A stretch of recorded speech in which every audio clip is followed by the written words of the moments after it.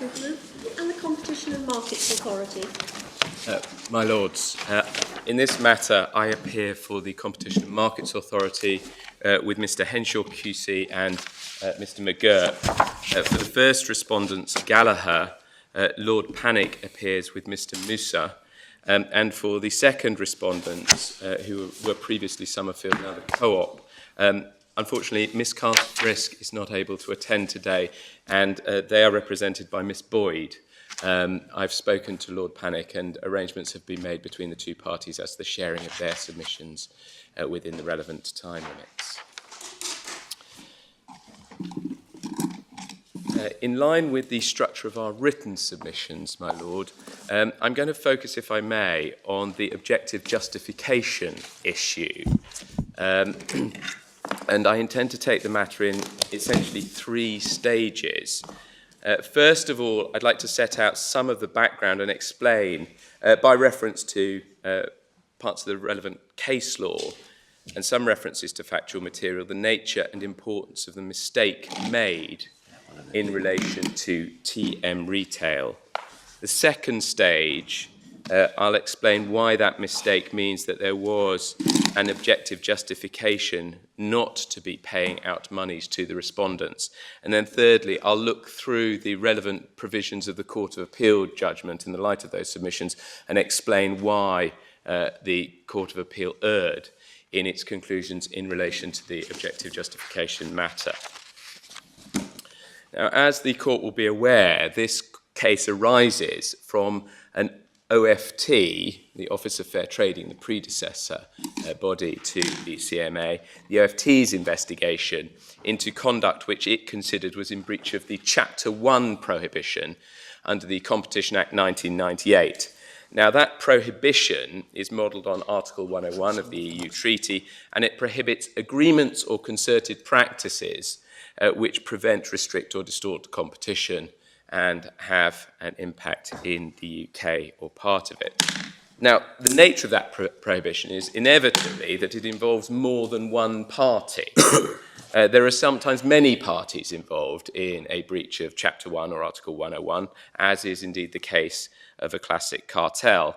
Now, in this instance, the OFT's concerns related to arrangements between two rival manufacturers of tobacco products, Imperial and Gallaher, and their relationships with various retailers. The centre of the OFT's concern was regarding arrangements which the OFT believed, in essence, meant that retailers maintained consistent prices and differentials between rival products of the two manufacturers, therefore adversely affecting price competition. Now, the OFT carried out a lengthy investigation, and in the course of that investigation, it actually offered to parties being investigated the opportunity to reach early resolution agreements, ERAs, and that if they did so, they'd receive a reduced penalty. And there is set out in the Statement of Facts and Issues an explanation of the ERA process and the negotiations undertaken to secure ERAs. That's to say, to secure agreements with investigated parties that they would accept that infringements had been committed and that penalties would be imposed, albeit at reduced levels. In the end, 6 of the investigated parties signed up to ERAs. In the end, the OFT reached an infringement decision in the tobacco case, which made infringement findings against 13 parties, including the 6 ERA signatories, and imposed penalties on them. However, a number of those parties, including one of the ERA signatories, ASDA, actually challenged the OFT's decision by way of appeals to the Competition Appeal Tribunal, the CAT, as they were entitled to do under the statutory scheme. Now, those appeals went badly for the OFT. The CAT quashed the infringement decision so far as each of the impellents was concerned. Indeed, it did so partway through the envisaged proceedings, making clear that it didn't think that the OFT could make out its case as set out in the decision and pursued at the hearing. Is it common ground that if the other 6 parties had been appellants, they would have been in the same position as regards the quashing of the decision. The 6 ERA. Well, the people who did not appeal, is it common ground that the decision to quash the decision of the OFT would have applied equally to any of the non-appellants if they had appealed? Looking at the terms of the decision by the CAT, there isn't any good reason to consider that if they'd appealed, there would have been any different outcome, because the finding of the CAT went to the theory of harm that the OFT was relying on in relation to these prices and differentials. And so there isn't good reason to consider that had they appealed, they would have not benefited from that quashing. Do we have the CAT decision in the appendix? We don't have that. I'm happy to provide copies of it over the short term. I would welcome that. So the answer to Lord Sumption's question is yes, it is common ground that they would have succeeded. There is no good reason. I assume it is common ground. It's accepted by your clients. We're accepted that if they would have gone to appeal, then there's no reason why the outturn shouldn't have been different, and I assume that Lord Pannick and Miss Boyd would take the same approach. So on that basis, yes is the short answer, my lord.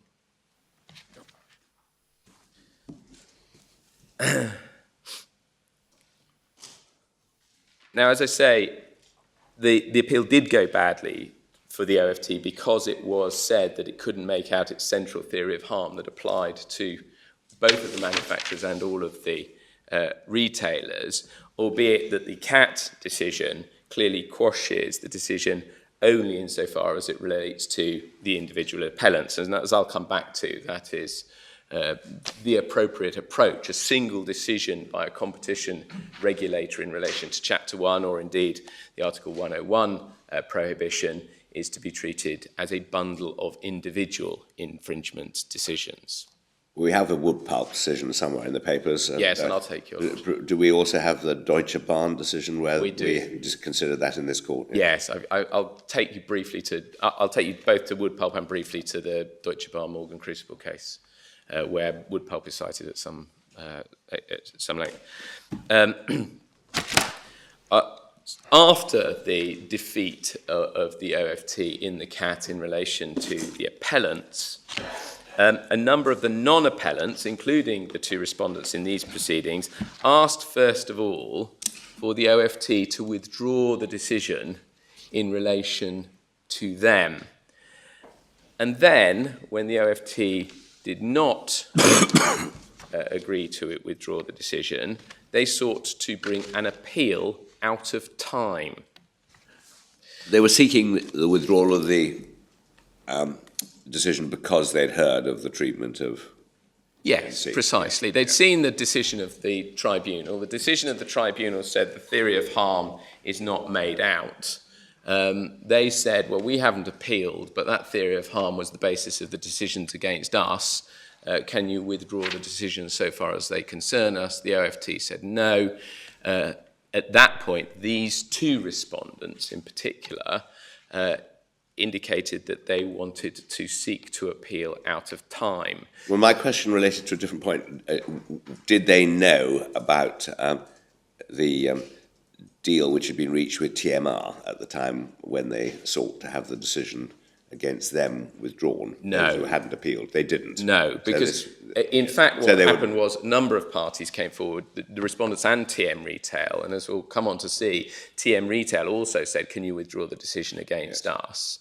And it was only at a later stage of the negotiation, I think, that TNR said, hang on, what about the assurance you specifically gave to us? Precisely right, my lord. Yep. The initial communications from TMR just said, look, we've seen this outcome of the CAT proceedings. It applies equally to us.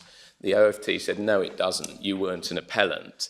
And in the third iteration of the correspondence, it's at that point that TMR then says, oh, and by the way, during the negotiations of the ERA that we entered into, you made the comments which have been referred to thereafter as assurances to us. Yes. So what point did the Deutsche Bahn decision come?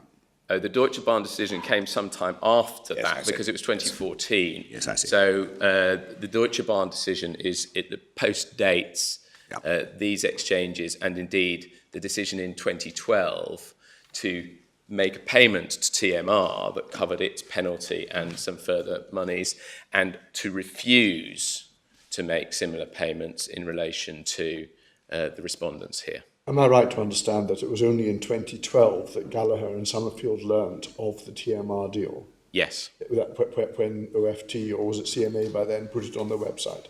Yes, that's right.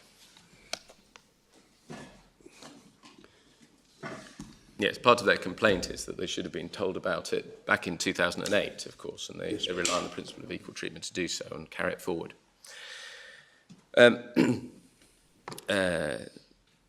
So just to pick up on the bringing of the out-of-time appeal, as I say, under the statutory scheme, appeals against infringement decisions taken by the OFT and now the CMA are subject to a time limit of 2 months from the decision. You have to bring your appeal within 2 months, unless there are exceptional circumstances. Now, the relevant rule is included in the bundle, Rule 8 of the Tribunal Rules, Tab 2 in Authorities Bundle 1, MS number 732. Now, I'm not sure that it's necessary to turn that up. The key point is that the respondents, not having appealed within 2 months of the tobacco decision having been made back in 2010, in 2012, having seen the decision in relation to the tribunal, sought to appeal it. Now, initially, that application was acceded to by the CAT. It said they could appeal out of time, but that decision was then appealed up to the Court of Appeal. And I'd like briefly to look at this judgment. It's useful broadly for 3 points. Some parts of it are useful in just providing more general background on the tobacco investigation for reference. It's also important in relation to considerations of finality and legal certainty that I'll come back to, and how those principles are embodied in the statutory scheme. So if we could look at Authorities Bundle 2, Tab 15, Electronic Bundle Reference 1276.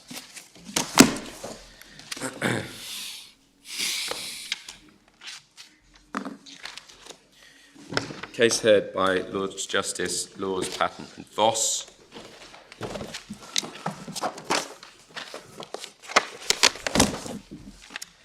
The initial section of introduction simply sets out the fact that there's an appeal against the CAT decision. For reference, it may be useful for the court. Background facts starting on page 1281, paragraph 11, running through to paragraph 24, provide a useful summary of both what had gone on in terms of the entry into ERAs, but in particular, from paragraph 18 onwards, a useful summary of what actually occurred in the CAT in the tobacco judgment. In other words, the CAT acceding to the various appeals. If I may then pick it up just above paragraph 32, page 1286.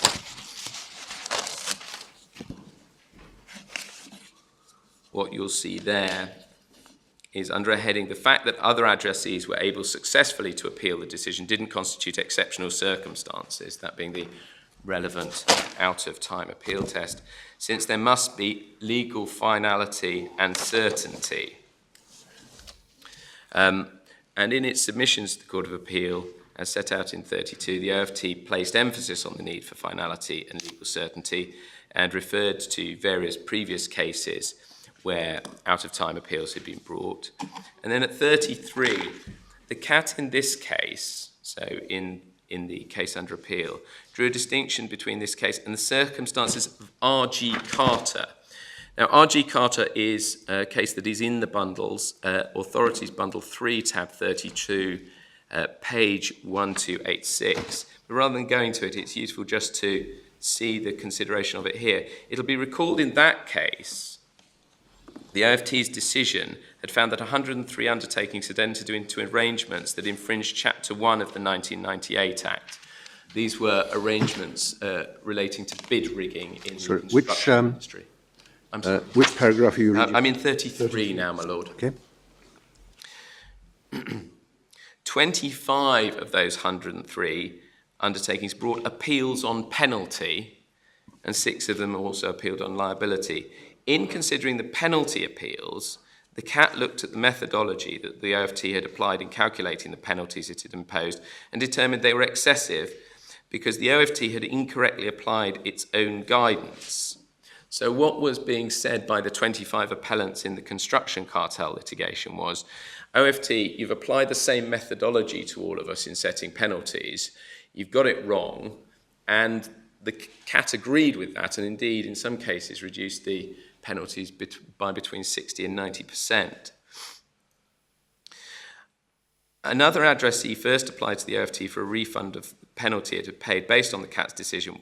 When that was refused, so R.G. Carter was one of the non-appellants, that's the other addressee, applied to the OFT for the refund of the penalty it paid based on the CAT's decision. And when that was refused, it applied for permission to appeal out of time. The CAT referred to paragraphs 21 to 23 to the fact that the applicant, having made an informed decision not to appeal, regretted that decision in the light of the outcomes of appeals by other addressees. The CAT said that decisions which penalise breaches of the Chapter 1 prohibition will often involve the consideration of activities of multiple undertakings over the course of many years, and held that no exceptional circumstances were made out in that case.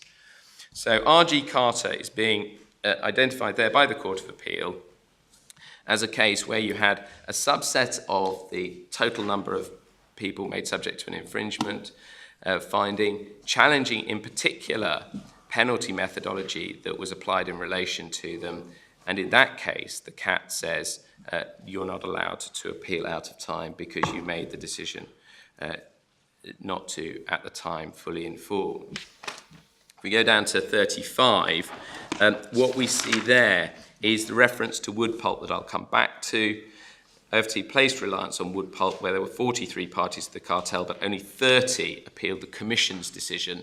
So that was a decision under what is now Article 101 of the EU Treaty, the equivalent of the Chapter 1 prohibition. After the 30 had succeeded in obtaining annulment, the other addressees sought to appeal out of time. The CJEU rejected their contention. They had grounds for doing so, saying it was settled case law that a decision that's unchallenged becomes definitive. And there cites paragraph 61 of wood pulp that, as I say, I'll come back to. 36, of course, we're not bound by Carter and wood pulp. Decision is no more than analogous to our situation, but it seems to me that both decisions point the way to the need for finality in competition cases. I don't regard the CAT's supposed point of distinction from R.G. Carter as compelling, since in that case too it could be said the appellants had been fined on a false basis, just as the respondents here can say that the basis of the decision has been undermined.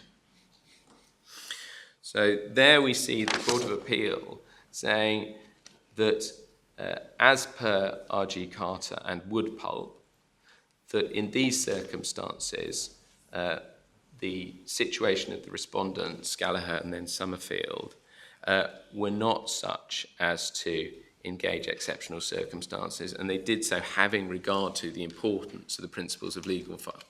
As a matter of information, if you haven't settled, thereby potentially reducing the penalty, Yes. but you've lost, and other of your alleged fellow members of the ring appeal, what is the incentive, motive for yourself not appealing? Is it purely costs?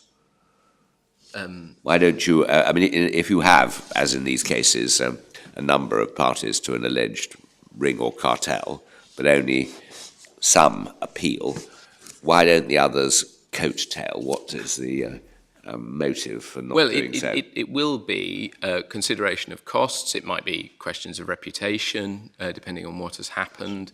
And it may be it may well be a sense of what the strength of the appeal might be. Well, it's likely to be the discount, isn't it? Sorry, No, that's only if you settle. Yes, and in relation to a settling party, then it's quite right Yes. that if there was an early resolution arrangement that gave you a discount on penalty, then yes. I mean, it's a sort of, well, it's may forego putting it that. politely, it is an incentive not to appeal. That's the whole point of it. Well, that's right. Indeed, the ERA One point of scheme that existed in this case is not the only incentive that might exist, because, of course, there is as well a whole whistleblowing scheme, a whole leniency scheme that operates both at European and domestic level, where if you come to the authority before they've even started an investigation, you can get 100% discount. Well, I think we saw that in Deutsche Bahn, if I remember Exactly. rightly. That's precisely why you didn't appeal. It leads to extraordinary incentives to shop your colleagues. Well, yes, and I think the authorities think that those incentives are very Yes. well placed, and Be the even- first to do so. Yes, but it would be if you were party not to an early resolution agreement scheme, because they're not. Early resolution agreement schemes are not put in place in relation to every cartel case, for example.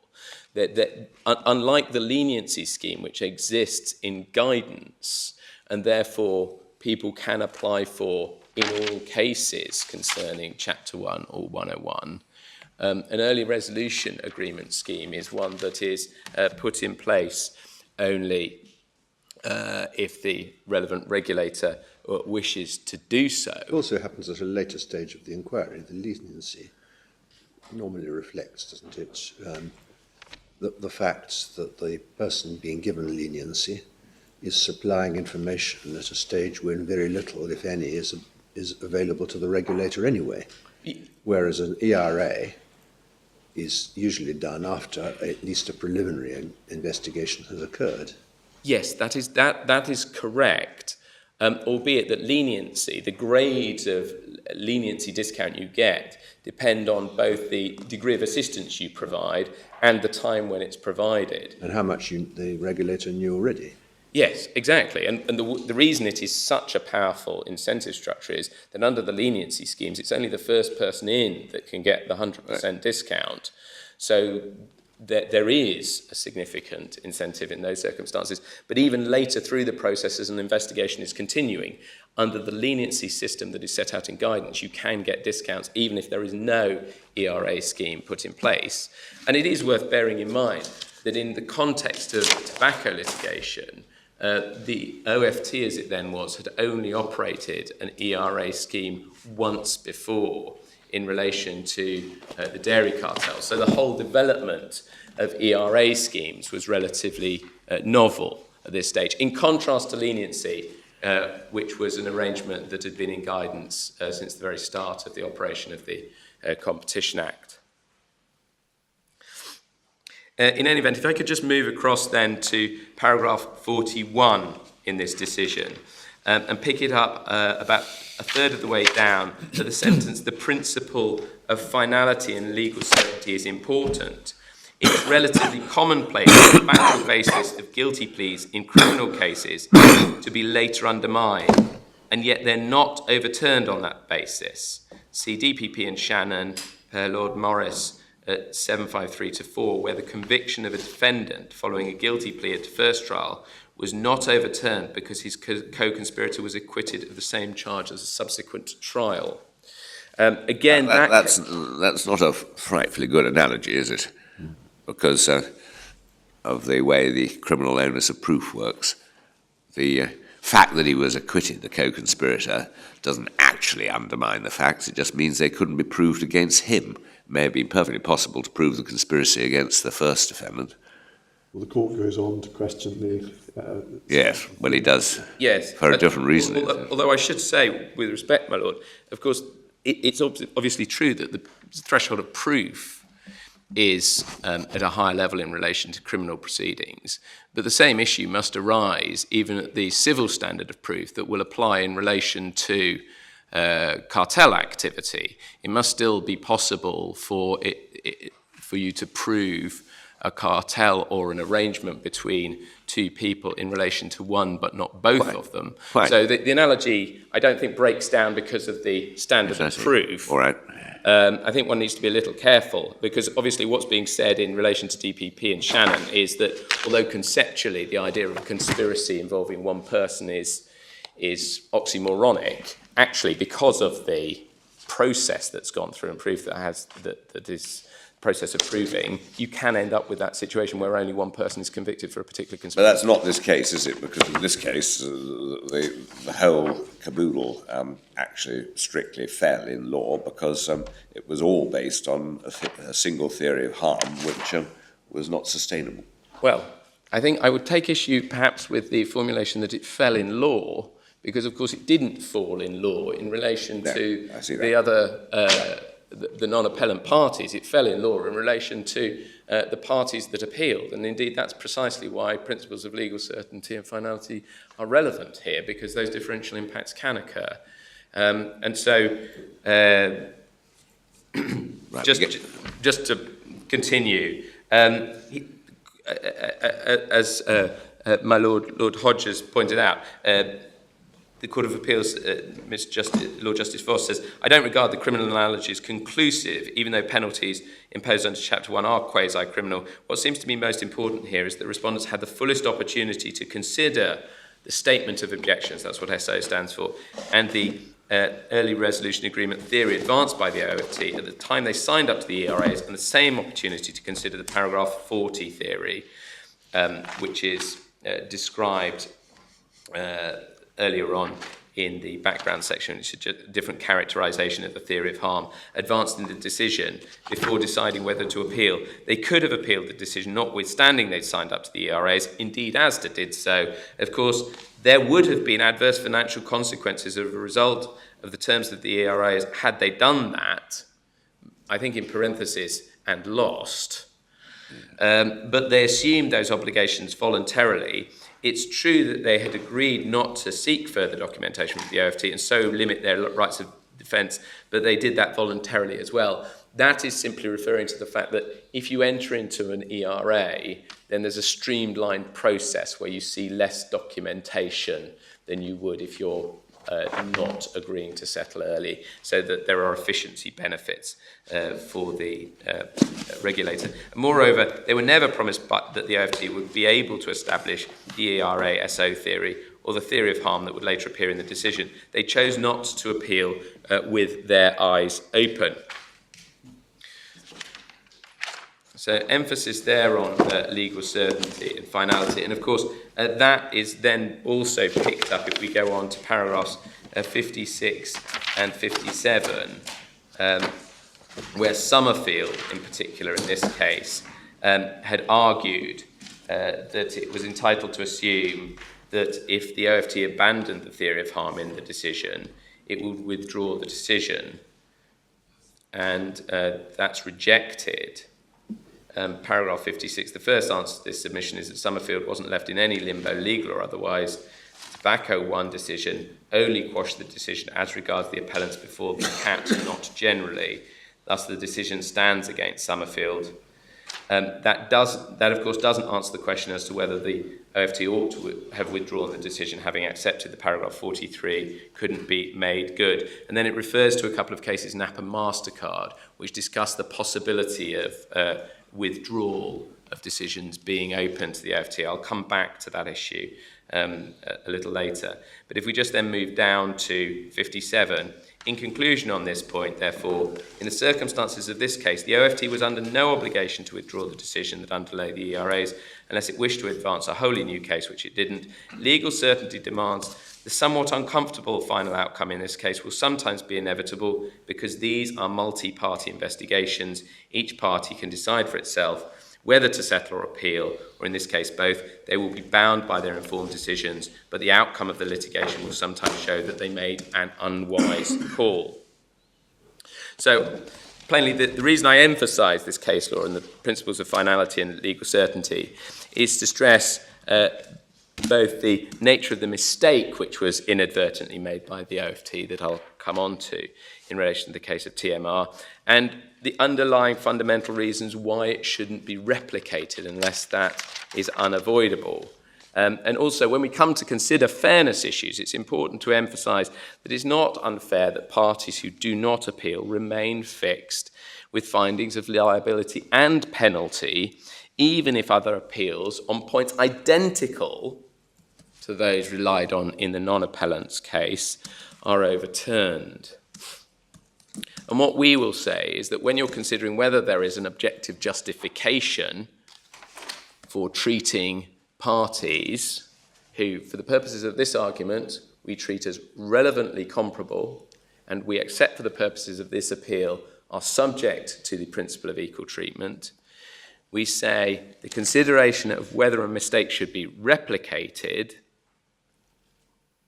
and we say it shouldn't unless there is conspicuous unfairness, unless there's a mistake, if there is a mistake, and it results in what might be called an asymmetric position of the respondents vis-à-vis TM Retail, that is not conspicuously unfair or indeed unfair.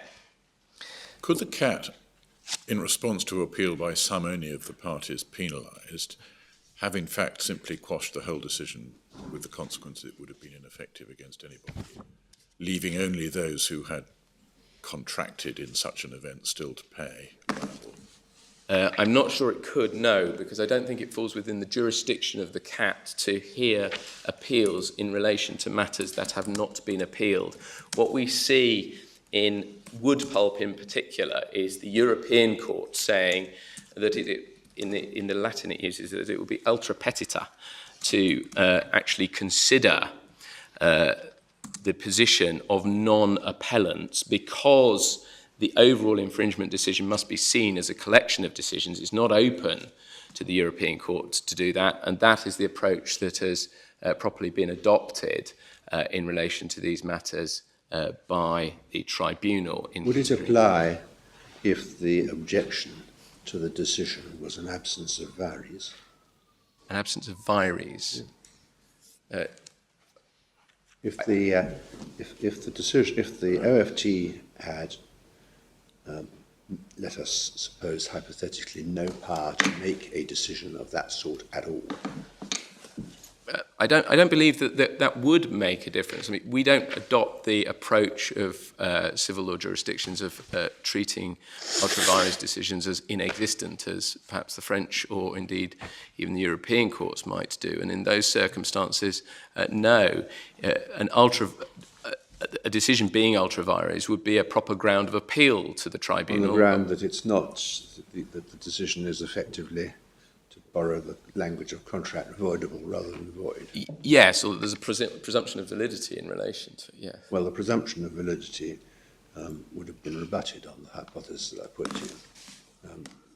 But I see the point that you make about... Yes, I mean, there's plenty of discussion of whether void and voidable are appropriate terms in administrative law. Yes. Generally speaking, you're right, the decision, even if ultimately found ultra vires, has some validity until it's set aside. Yes, and that fits with our principles of legal certainty, that one has to follow the appeal mechanisms in order to raise those issues in relation to these. I just raise a related point. I mean, we're here sort of dealing, I'm not sure whether we're dealing with domestic law or European law or a bit of both, but in an administrative context, there's plenty of where you have decisions on a particular type of administrative decision, Yes.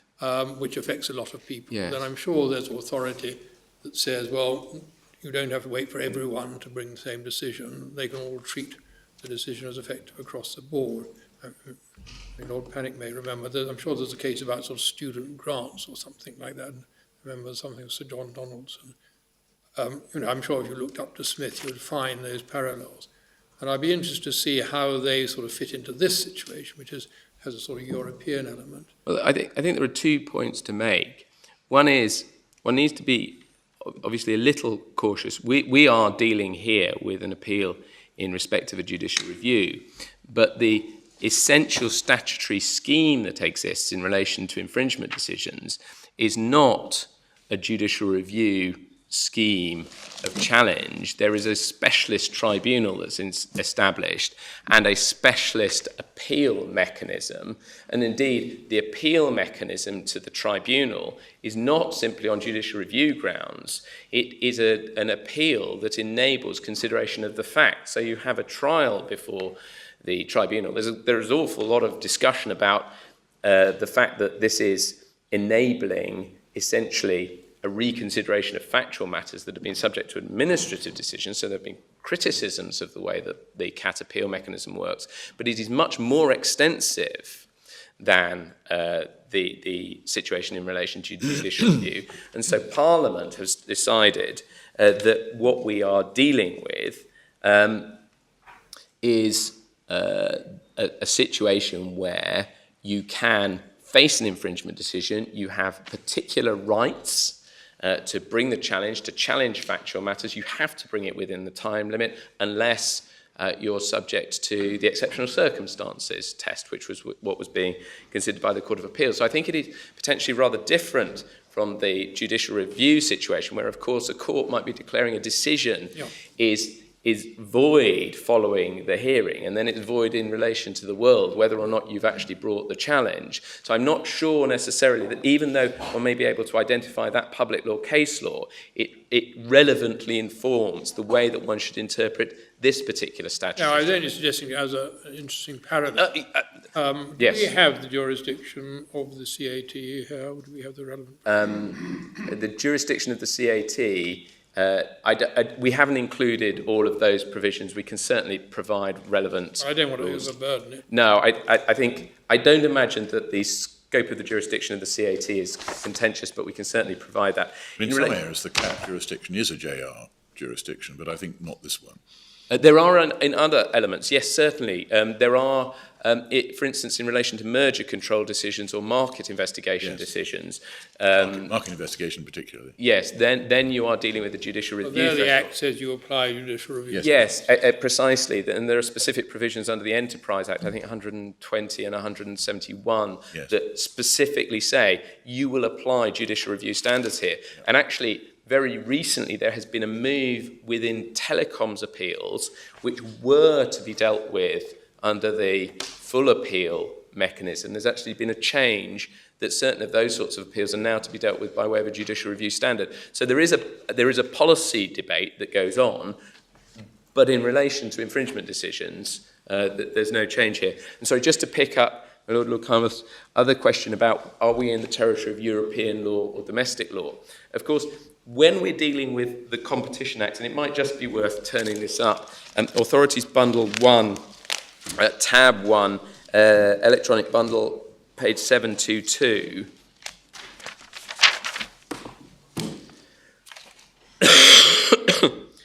The origin, as I said, of the Competition Act prohibition, and there are two of them. So there's the prohibition we're dealing with, which is the Chapter 1 prohibition on agreements and concerted practices. There's also the Chapter 2 prohibition on abuse of dominance. And they mirror European law provisions.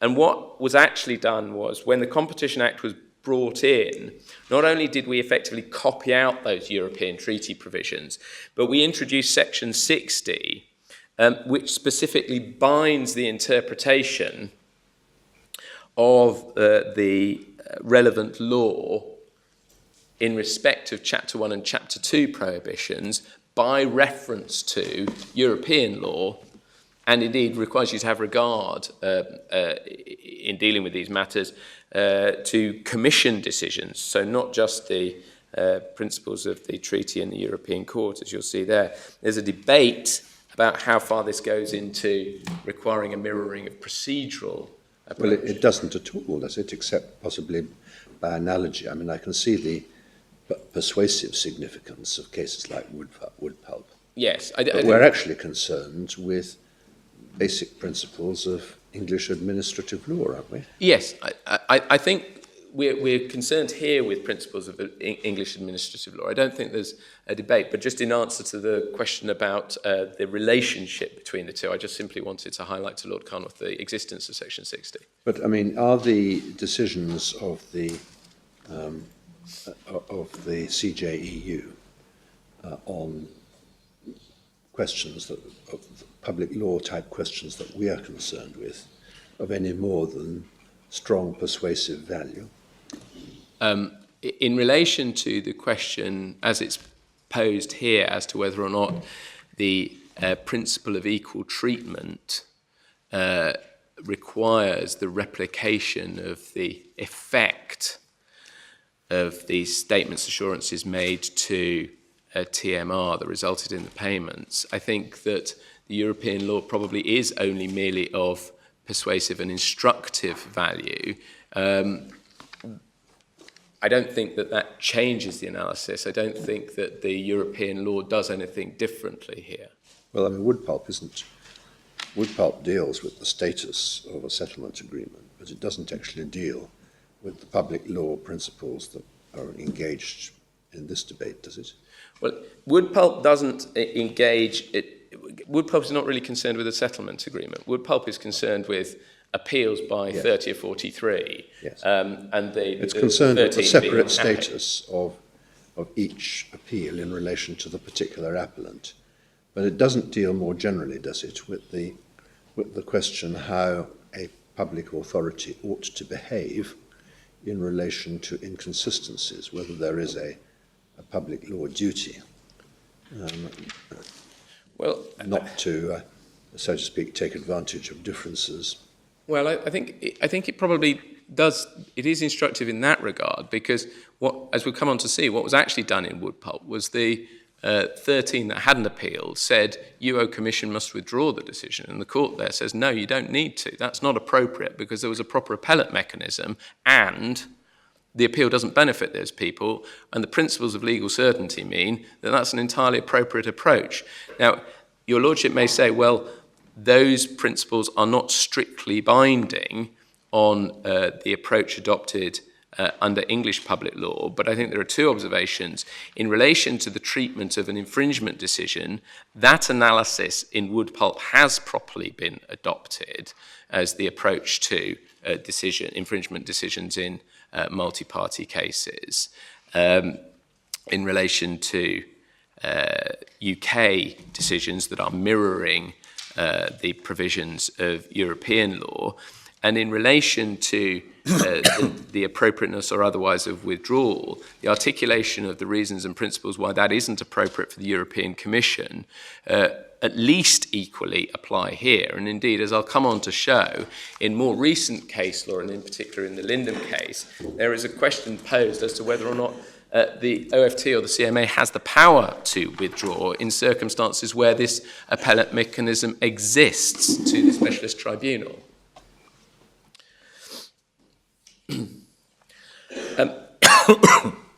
I will come back, as I say, to wood pulp, but if I may, I was going to turn a little to the specific mistake that was made in this case, and there's no doubt there was a mistake. Both the judge at first instance and indeed the Court of Appeal accepted that there was an inadvertent mistake. And I think maybe the easiest way of dealing with this is in fact to turn to the witness evidence of Miss Branch, which is found in the core bundle at electronic bundle number 279.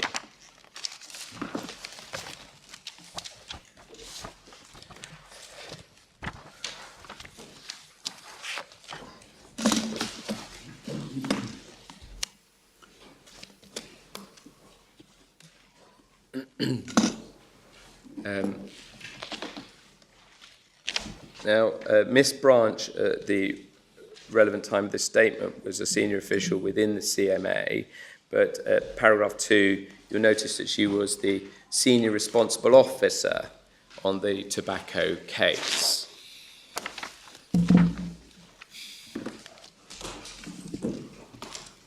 She in turn handed that over in 2009 to Simon Williams, who's someone we will see on one or two of the missives.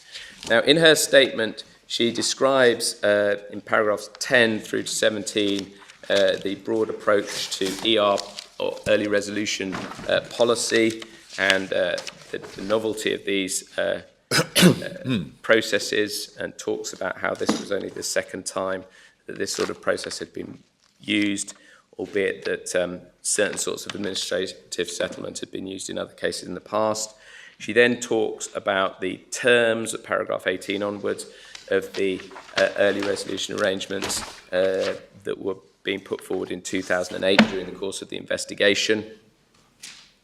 She emphasises at paragraph 21 the core terms would be voluntary admission of the infringements and cooperation, but recognises that there would be scope for parties to negotiate on particular matters.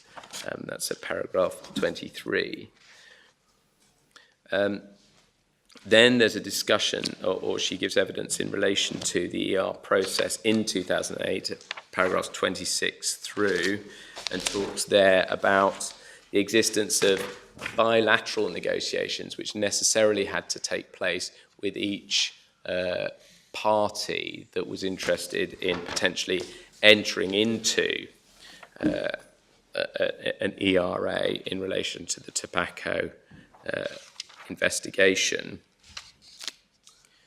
As a matter of interest, I will come to it, won't we? But the bilateral nature is qualified, it appears, by this undertaking to maintain parity of treatment. Yeah, equal treatment. What is the rationale of that? It's said to be that nobody likes to find that somebody else is being treated better than them. But, yes. If in a normal commercial situation, if you have a number of people to negotiate with, you can do just that, and it's a fact of life. Yes, I think there are two broad policy reasons behind it. One is that obviously, in relation to the core terms of the early resolution agreement, you're talking about the characterisation of the infringement and the methodology of penalty that's going to be applied. And what you couldn't have would be different characterisations of infringement sensibly being adopted. So that if there were... a characterisation of infringement? I mean, does that mean description of the... Yes. Why couldn't you? Was. Couldn't you have some people who are more involved than others, or only involved in certain parts? Yes, undoubtedly you could have that. But the core characterisation, in this case, a rather complicated characterisation of how these prices and differentials moved. Yes, I see. Was being put forward. And there was some debate as to precisely how that should be framed. And indeed, that was what in the end unravelled that characterisation. But when it's talked about needing a consistent approach, one of the key factors is ensuring that you have a consistent basic finding. Now, people may be infringing at different periods or to different extents, but you can't have variations in the core finding in relation to a situation such as this. But of course, during the course of representations being made by different parties, you might find that you need to tinker with the way in which you're characterising matters. And so fundamentally, that needs to be carried across. Similarly, in relation to penalty methodologies, it would be accepted that unless you're adopting the same methodology, it doesn't mean the same penalties, because you might have a litany of aggravating and mitigating circumstances in your methodology that apply to some parties and not others. But that needs to be adopted. Otherwise, there's plainly a basis for challenge in due course. More generally, I think in relation to early resolution, there's a concern that amongst parties that if they feel that someone else is going to be getting a better deal with them, they will become more reluctant to actually enter into the agreement. And in those circumstances, that approach is adopted by the OFT in order to assist in relation to those matters. But there will be variance, for instance, in relation to Gallaher. Miss Branch indicates that there was a separate confidentiality agreement because of what was going on in relation to matters relating to the Tokyo Stock Exchange. So there can be variations. Now, I should stress that for the purposes of this appeal, we are accepting that the principle of equal treatment applies, and that what we are doing here is saying that even if that principle of equal treatment applies, there is an objective justification for not extending the benefits of the statements and assurances given to TM Retail to these respondents. So you're accepting that they're in a comparable position, even though only one of them, TMR, asked for this special arrangement? Well, we are, for the purposes of this ground, the ground of objective justification proceeds on that basis. We have also got a further ground which says no, they're not in comparable situations. Yes, right. But I'm proceeding. I recognise that there may be a logic to dealing with the comparability ground first, but I'm focusing on objective justification. Where do we find the principle which you accept of equal treatment in the form that you're accepting it? I think the principle of equal treatment that is being accepted is that like cases should be treated alike. I know, but where do we find it for? I mean, it's a principle of domestic law, is it not, of European law? It's certainly a principle of. It's also a principle of European law. Well, I want to see where it is. I would like to see. Someone talks about a principle of equal treatment. I'd like to see. I think a European judge would tell you it was a fundamental principle of yes, but if it's EU a law. European principle, let's see it in Europe. But if it's a domestic principle, it's rather different. But I'm not going to be contentious. It's just that if I'm told that someone accepts a principle, I'd like to see what the principle is and what its characteristics are. Yes, I mean, in European terms, it can be identified in the Authorities Bundle 3, tab 35. But this is what I asked earlier on. Are you accepting it as a principle of domestic law? Or are you accepting it as a principle of European law, which is applied by the European Act? Well, I think for the purposes of this appeal, we are accepting that whether or not there's a broader principle of domestic law that authorities should apply the principle of equal treatment, we are accepting that in this case, for the purposes of this appeal, the OFT accepted that it was bound by the principle of equal treatment. And it's for that reason that we've proceeded on this basis, because in the courts below, it was contended that the principle of equal treatment that was articulated by the OFT in its expressions of how it was going to proceed in relation to the ERA, it was said that it didn't extend to these sorts of statements, and it only applied to these core issues to do with the formulation of the infringement and the penalty methodology, the core issues. Now, that was rejected both by the Court of First Instance and by the Court of Appeal, and therefore, in those circumstances, that is not a matter that we have sought permission to challenge. And therefore, it's not a question of whether or not there is a more general domestic principle of equal treatment that must apply in relation to all circumstances in respect of public authorities. It is in relation to this case that no challenge is being brought in respect. So we're really construing or applying the principle of equal treatment as enunciated by the OFT itself. Yes, but it's doing so in fairly uncontroversial terms, because what it's doing is saying that like cases should be treated alike unless there's objective justification not to do so, and different cases should be treated differently unless there's objective justification not to do so. So it's not doing anything radical. No, and in domestic law, I mean, there are examples of the articulation of the principle, as, for example, in the Fleet Street Casuals, the case where it is trite that HMRC has to treat taxpayers fairly and use their discretionary powers without discrimination. Yes. Yeah, there are plenty of examples. Yes. So, but in rating, there's a principle that uniformity of treatment in rating, but it's been said in high authority that is not at the expense of accuracy. No. Now, there's a case called the ladies' hosiery case. Well, if we are applying that sort of equal treatment, then it would be fairly clear that a mistake should not be replicated. Yes. But I mean, I don't believe anyone's going to suggest we're applying principles from rating here. I just need to know sometime what principle we're applying from what source of law. But I mean, don't worry now. Well, as I say, I'm not sure that what is accepted here is that in the course of setting out how it was going to approach the ERA process, it would apply what it describes as principles of equal treatment. So it's OFT's version of equal treatment. Yes, I think it is, but it's not trying to create some radical or bespoke concept of equal treatment. As I say, what it described in terms of the scope of that equal treatment obligation it was putting itself under, it said that it didn't extend to these sorts of assurances, but it was not successful in relation to those matters below.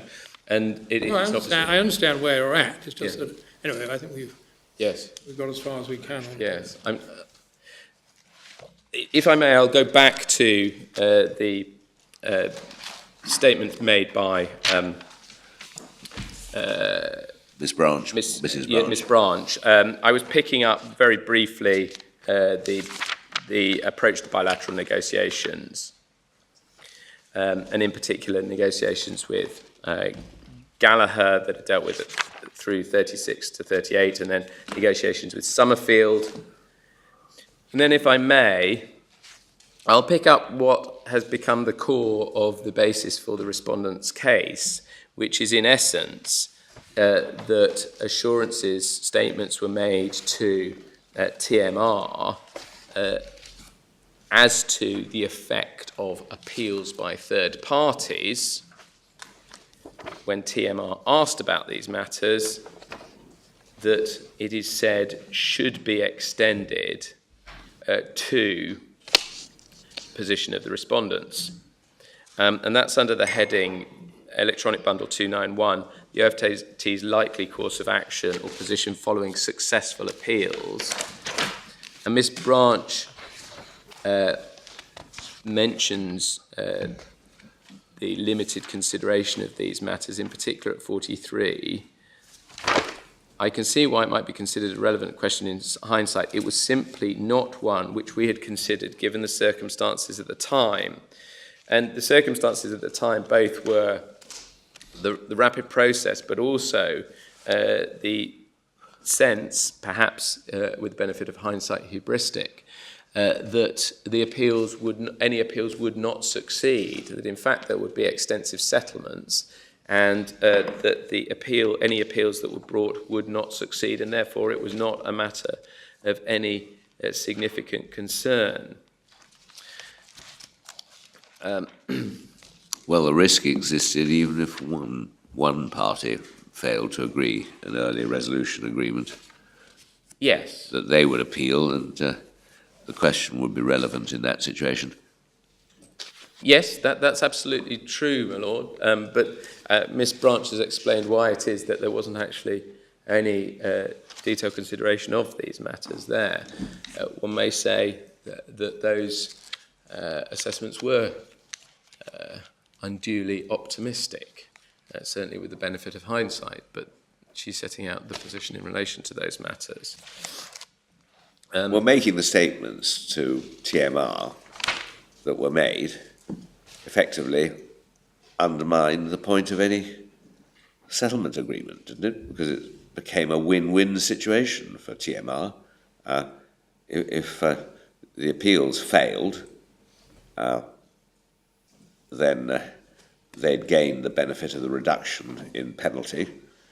If the appeals succeeded, they gained even more because they gained got back the whole of the penalty they'd agreed to pay. Yeah. So, I mean, what was actually the incentive for the OFT to enter into this agreement at all?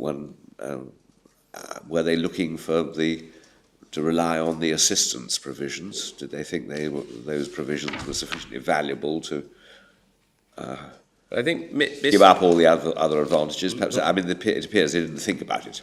No, I think looking at paragraph 43b, it looks as if the thinking was that the admissions would be valuable weaponry to use in resisting appeals by others who hadn't made them. yes, there would be the cooperation, there would be resisting appeals, and also the sense that, as identified in 43C, that they were confident about the nature of the infringement they were finding, and that therefore there was a low risk of any appeal succeeding. Well, that's, of course, if they were that confident, they should have refused to enter into an ERA and cashed in the full penalties. Well, yes, I suppose in extremis, if you are that confident, but having already established the ERA process, the question is, was there thought being given to these matters? And as your lordship rightly says, there is an underlying lack of logic in relation to this sort of approach. Well, it depends whether you think having cake and eat it is lacking logic. But, yeah, well, we won't ask the Foreign Secretary that question, perhaps, yes. Anyway, you've pointed out, and my Lord's pointed out, that in fact there are some other advantages. Yes. Which were obviously appreciated as significant. And so, I mean, then the question arises, well, if you've got an agreement to treat everyone equally, why aren't you prepared to enter into ERAs on this limited basis with everyone? Why didn't you put these terms round and say, look, all we're really interested in is the assistance and the admissions, and we'll give you the benefit of the reductions, and even if the appeals are successful, we'll give you the benefit of the whole of the penalty back. Well, the reason for that is because that was not what was being done here. What we see is that a question is raised for a meeting on the 4th of July 2008, and an unconsidered response is given. And what is clear is that it was not the OFT's thinking that it wanted to offer that sort of term more generally. In fact, it didn't consider properly what it was saying in response to the question, and it is for that reason that both the Court below and the Court of Appeal recognised that a mistake was made here.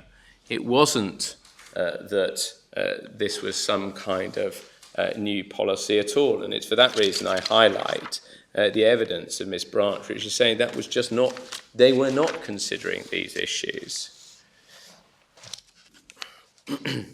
So the answer to my question is that it really wasn't a policy, it was a mistake.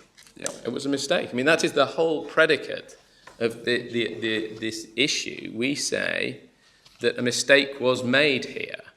That mistake is recognised later on in 2012, and indeed in 2009 and 2010, when others came forward and asked similar questions, different responses were given.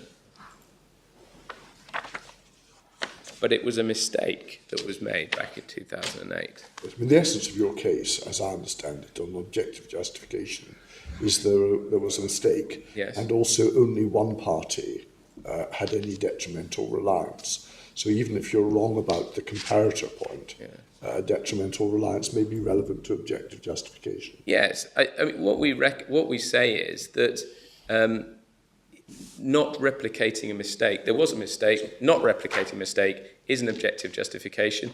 We recognise it is not a trump card, yes, that if non-replication would result in conspicuous unfairness, we accept it may be necessary to replicate the mistake. Hence paying TMR, you say, because they had a strong case of a detrimental reliance. Well, there are two issues in relation to TMR. Yes, they would have had they had a strong case in relation to detrimental reliance, which came out through the correspondence. But more than that, TMR were coming forward saying, we have exceptional circumstances why we didn't appeal in time. And of course, in those circumstances, you don't necessarily need to get into the detrimental reliance properly so called, so long as it was relevant to their consideration whether or not they appealed.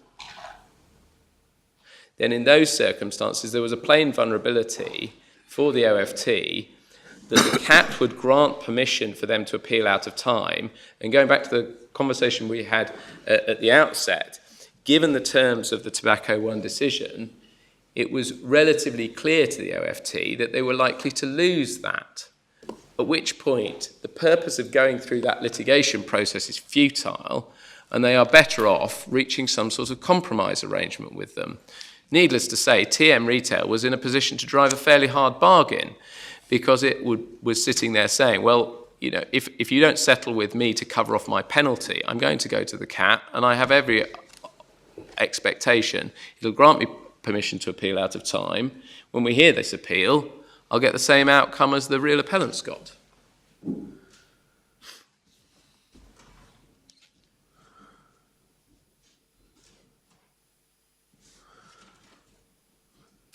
So,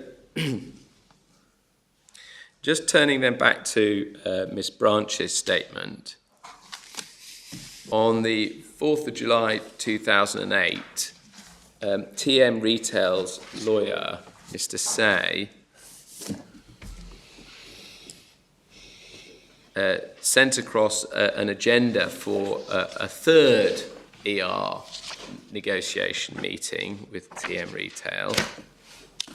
You don't have to go through the facts in great detail. No, I suspect we've all digested them.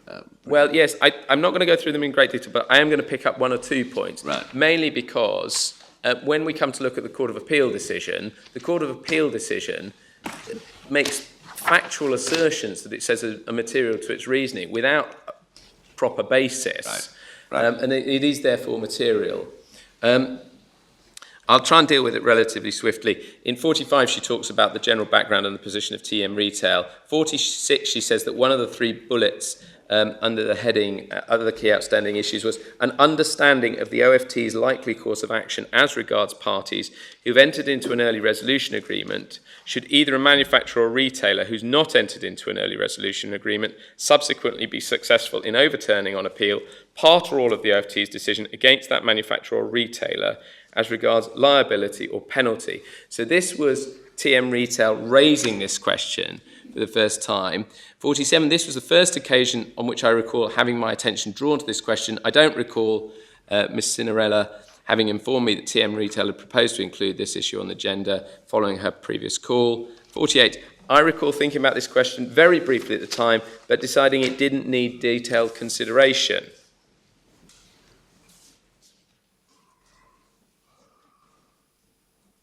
And she explains her position in relation to that. And then in 49, she says that I indicated in my email to the team that was going to be engaged in the negotiation, I propose we only cover this exceptionally briefly. This is a risk for the OFT more than the parties due to the terms of the R. And she discusses these, what she said, what she was thinking about, so far as she recalls it. I saw it as an OFT risk in that I recognise there could be some tricky policy issues for the OFT to consider in the event of a successful appeal on penalty by a non-ER party. I really only thought about this issue in relating in practice the possibility of a successful on penalty for the reasons outlined in paragraph 43 above.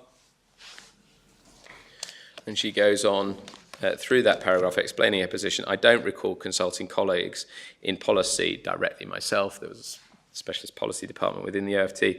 Moreover, I don't recall having considered at all in such a scenario whether the OFT might have the discretion to withdraw the final decision. To the extent I briefly contemplated the OFT might need to consider the implications of a successful appeal by non-ER parties, I really only envisage this as a scenario involving a successful appeal on penalty, not liability.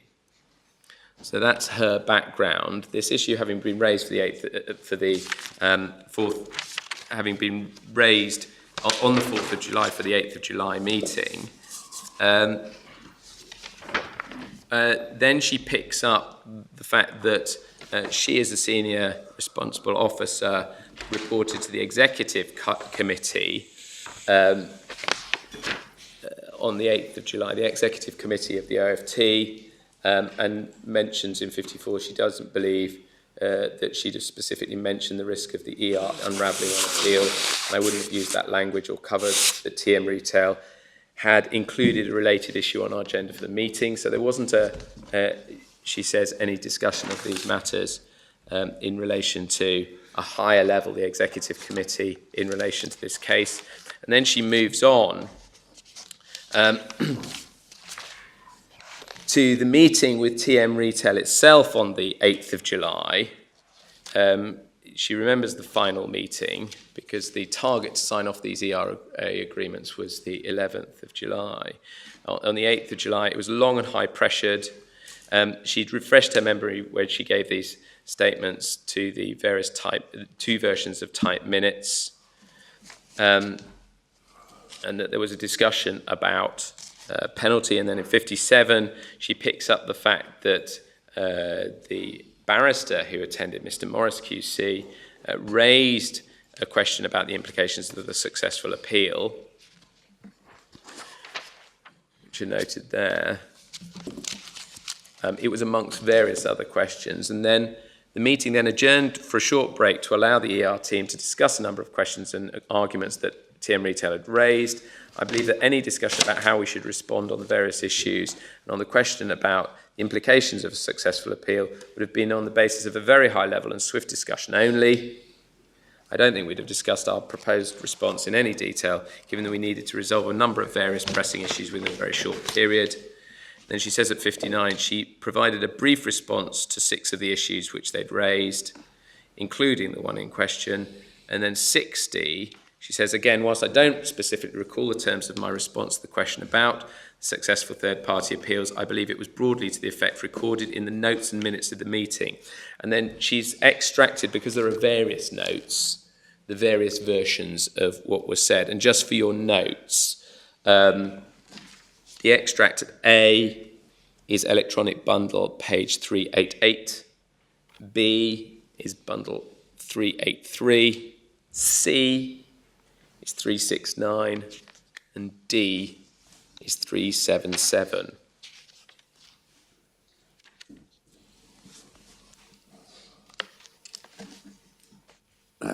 So those are the statements that were made. Do we know who the latter two are by? It doesn't say. It just says file note. The first two are personalised. Yes, I'll check. I believe that both of those file notes are OFT file notes, but I will double check.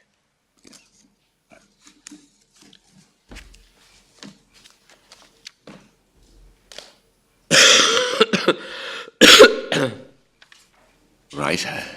And then 61's reiterating these matters.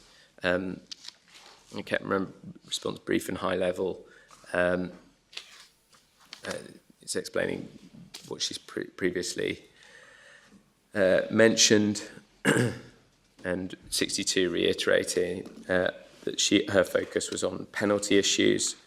And then at 63, she explains, I don't specifically recall why I gave TM Retail a broadly positive response, as opposed to indicating the OFT would not extend the benefit of a successful appeal. Doing my best to reconstruct my thinking now, I believe my brief response would have been based on a broad sense that in the hypothetical event of the tribunal deciding there were errors in the OFT's approach to penalty calculations for the successful appellants, which decision the OFT was not then minded to appeal, it might be considered to be the appropriate reaction for the OFT as a public body to make corresponding adjustments for ER parties. I don't believe my thinking would have been any more developed or specific than that. So quite contrary to your Lordship's hypothesis about this being considered in terms of incentives and so on, that is not what was going on here.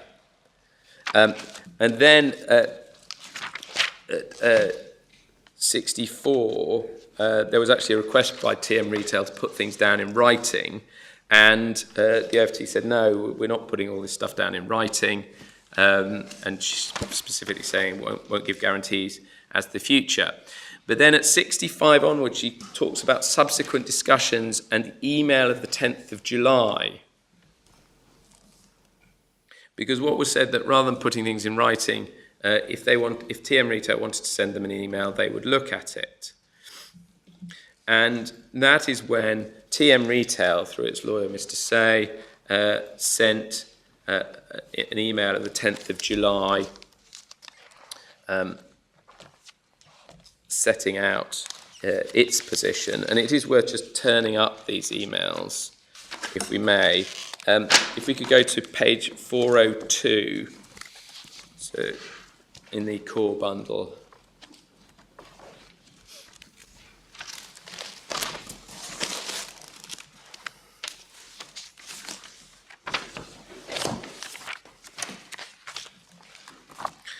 So here we have an email from Nigel Sayre Travers to Miss Branch, 10th of July. Sorry, I'm starting a third way down. As with email change, one needs to work backwards, effectively. And this is the email that Miss Branch refers to in paragraphs 65 to 70. Dear Miss Branch, there's a chunk redacted, that's for relevance, it was concerned with other issues that have been raised. As a separate matter, I also take this opportunity to set out TM Retail's understanding of the OFT's position as outlined at the 8th of July meeting on certain further matters should TM Retail enter into an early resolution agreement with the OFT. 1. Provided TM Retail have complied in full with the terms of the RA, TM Retail will be granted a 20% discount from fine. 2, and this is the relevant bit, should another manufacturer or retailer appeal any OFT decision against that manufacturer or retailer to the CAT, or subsequently appeal to a higher court and overturn on appeal part or all of the OFT's decision against that manufacturer or retailer in relation to either liability or fines, then to the extent the principles determined in the appeal decision are contrary to or otherwise undermine the OFT's decision against TM Retail, the OFT will apply the same principles to TM Retail and therefore presumably withdraw or vary its decision against TM Retail as required. Then if we go back a page to 401, you'll see an internal email between Miss Branch and Mr. Christofides copying Miss Cinerella. Dear Louis, are you comfortable with this? Is 2 okay? Are you okay with me confirming receipt of this email? And then above that, you'll see an email from Mr. Christofides to Miss Branch. 1's okay. 2's okay insofar as a manufacturer overturns a part of the decision that affects TM Retail. Now, what's interesting here is Mr. Christofides is focusing on the manufacturer appealing.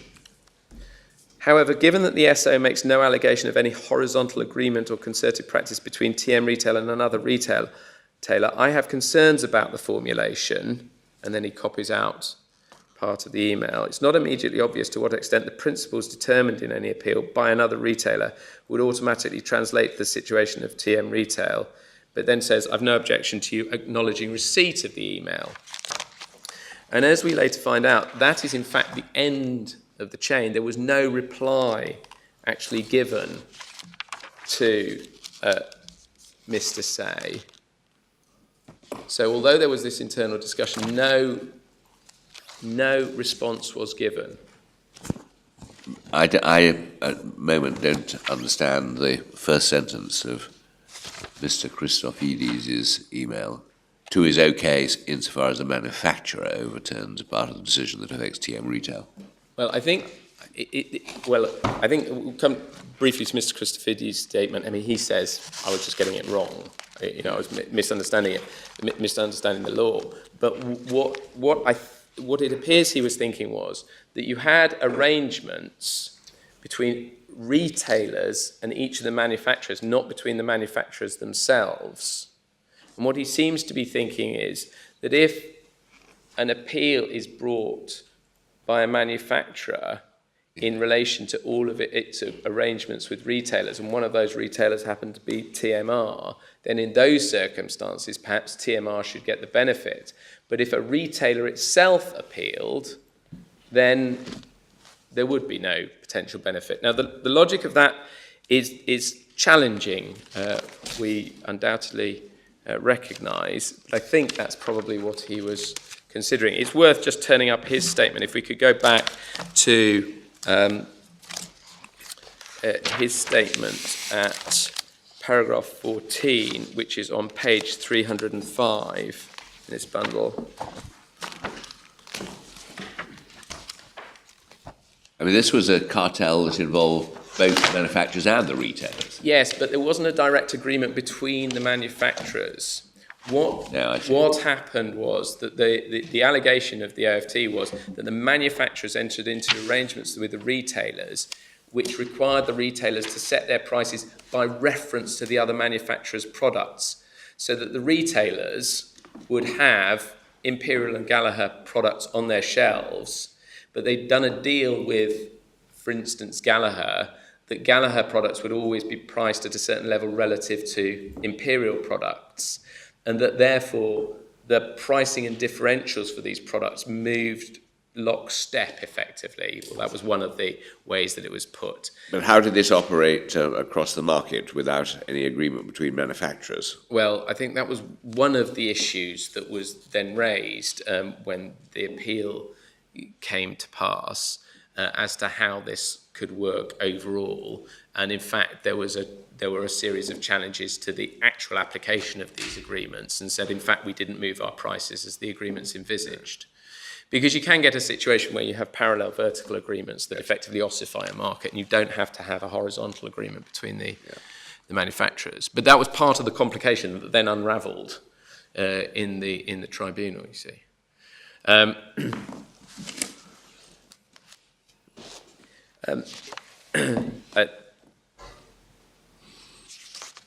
Now, Mr. Christofides here talks about paragraph 14, the extent to which he had thought about these issues at the time when briefing was being given to the executive committee.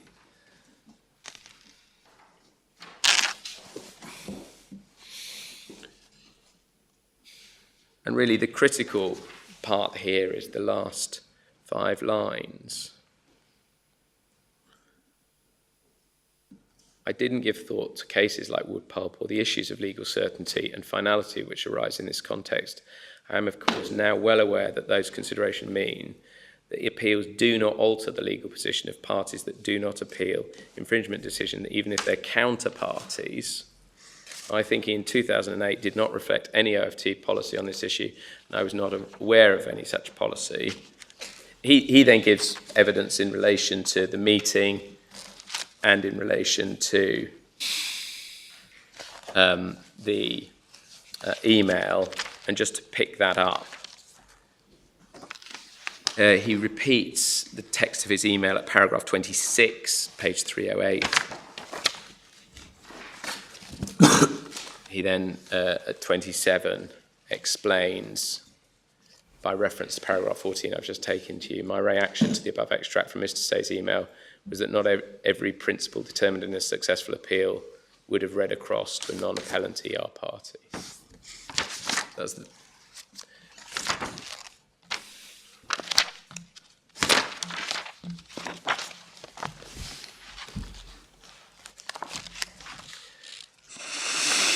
So the situation in summary was that there was a serious mistake made here, an inadvertent mistake, as both the judge at first instance and the Court of Appeal found. The judge at first instance put it, once the issue was properly considered, the importance of finality and legal certainty appreciated, the OFT realised that what had been granted to TMR was an error, a mistake was inadvertently made, and that those statements that we've seen, which is the extent of the exchanges, were given without consideration of the analysis set out and the considerations of principles of finality and legal certainty, in particular considered in wood pulp. So if I may just briefly turn to wood pulp, it's in Authorities Bundle 3, tab 34, electronic bundle number 1913.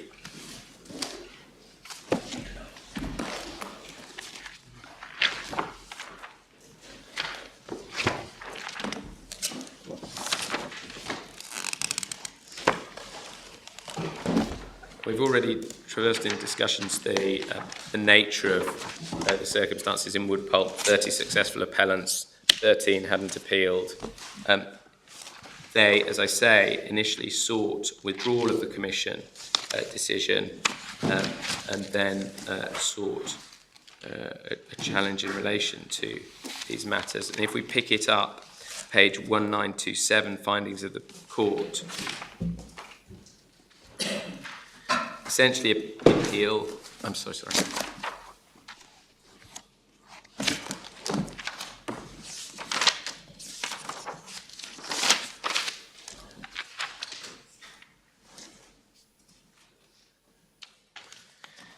Essentially, the appeal raises the question whether, where several similar individual decisions imposing fines have been adopted pursuant to a common procedure and only some addressees have taken legal action obtained annulment, the institution which adopted them must, at the request of other addressees, re-examine the legality of the unchallenged decisions in the light of the grounds of the annulling judgment and determine whether, following such re-examination, fines paid must be refunded.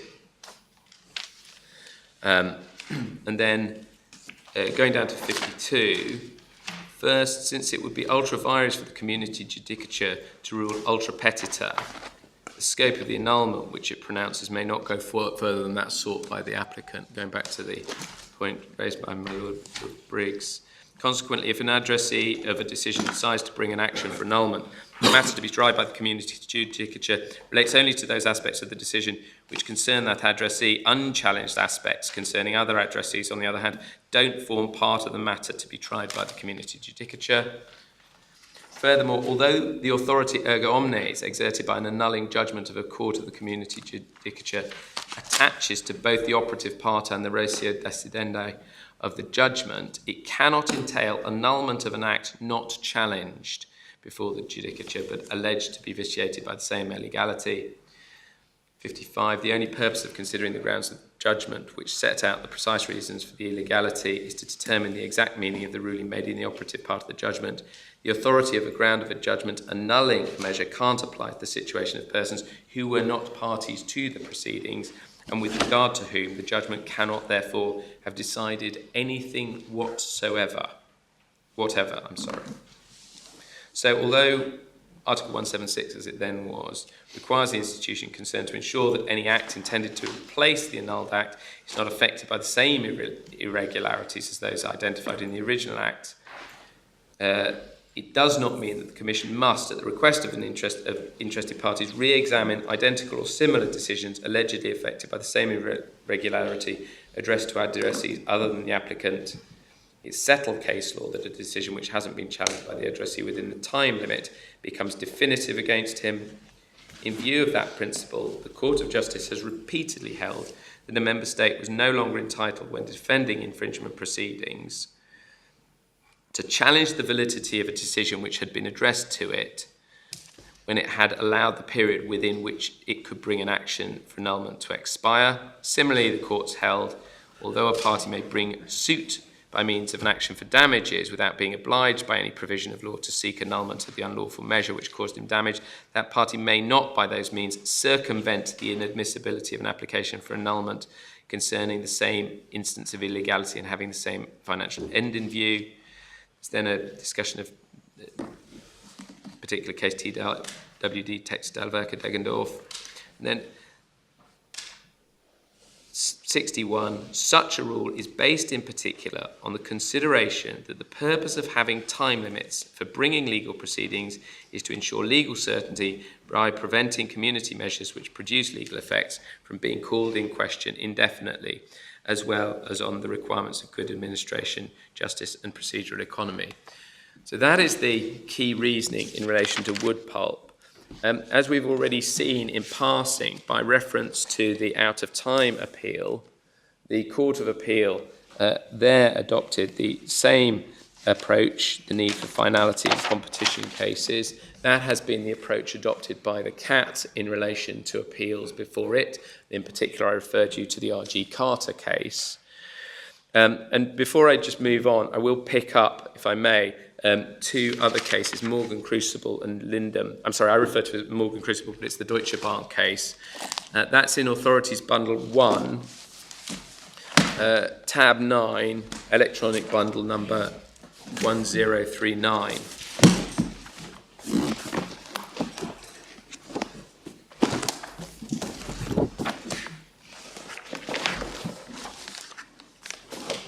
Two of your lordships may well remember this case.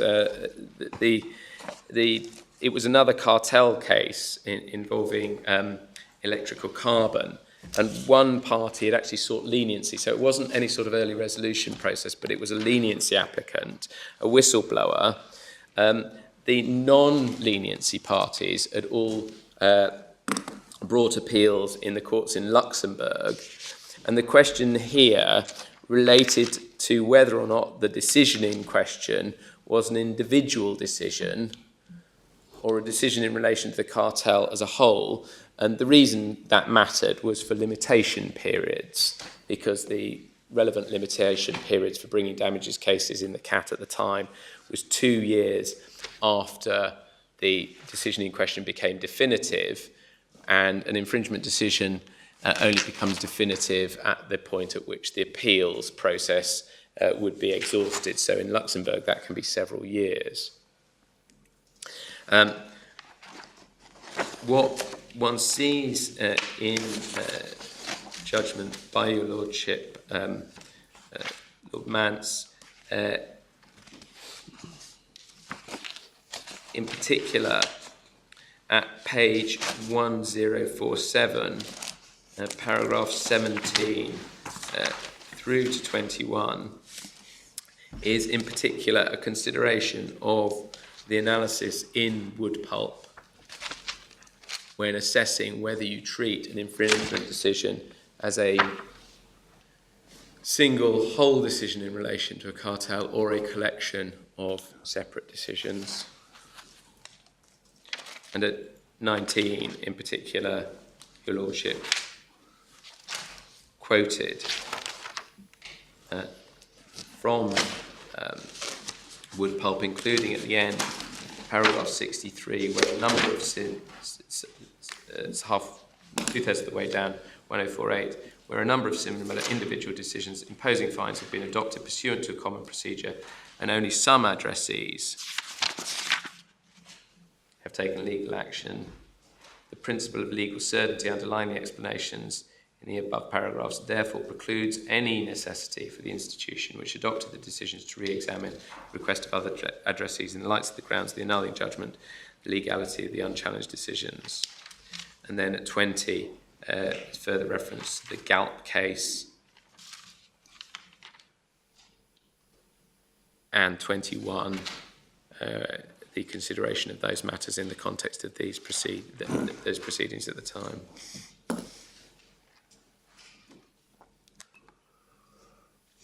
So for the purposes of the limitation scheme in domestic law, what was being analysed was the nature of the infringement decision taken by the Commission, and whether or not it was a collection of individual decisions or a single decision.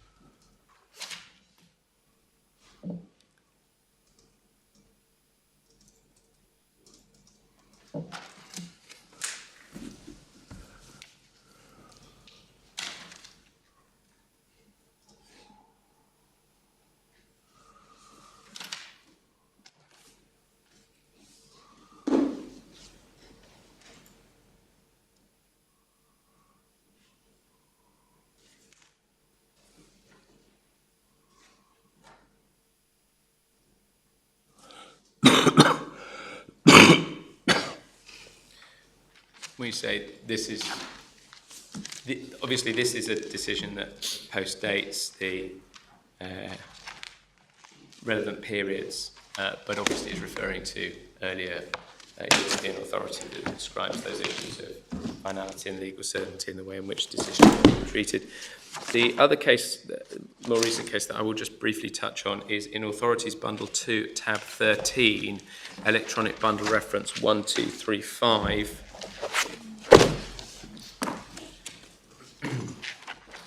Sorry, what page again? 1235.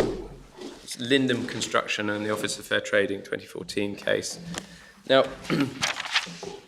this was another case by someone that hadn't appealed in the construction cartel process. So we've already referred to one of those cases, the R.G. Carter case.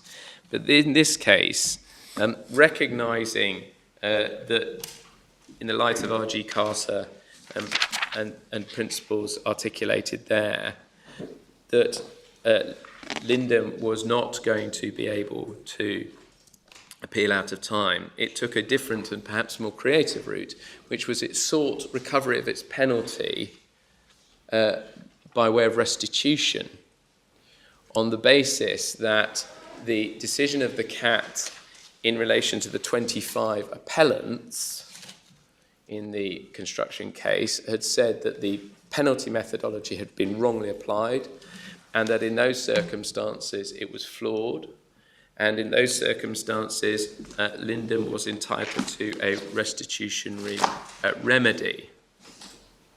I won't go through the details of the reasoning in relation to it. Suffice it to say that that restitutionary claim was rejected. But if we could turn on to page 1256, paragraphs 97 and 98.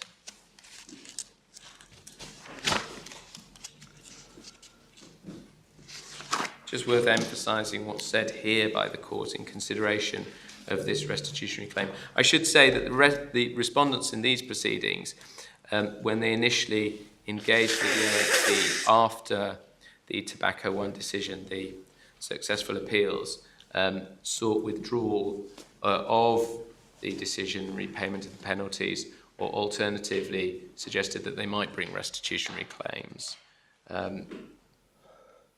But here, in this case, at 97, before giving further attention to the submissions made on behalf of the claimants, I'll indicate my preliminary reaction to the statutory provisions as a whole and their application to the events which have happened. The OFT has made the decision and has imposed penalties on the claimants. There's now no prospect that the decision and those penalties will be revoked or varied under the statutory scheme, which allowed for such a possibility only in the event of a successful appeal to the tribunal. Prima facie, therefore, the decision and the penalties are binding and enforceable under the statutory scheme as between the OFT and the claimants. It would therefore seem to be irrelevant to inquire as to what might have happened if the claimant had appealed. The key features of the statutory scheme provide for appeals to specialist tribunal on a tight timetable subject to other procedural safeguards. The policy behind those features is plain. That policy would be undermined if it were possible to ignore the statutory scheme for appeals, challenge the penalty in another way. In these proceedings, the claimant suggests it's open to them to challenge the penalties in two ways, other than by way of statutory appeal. And as I say, those claims were rejected. And just whilst we're in this decision,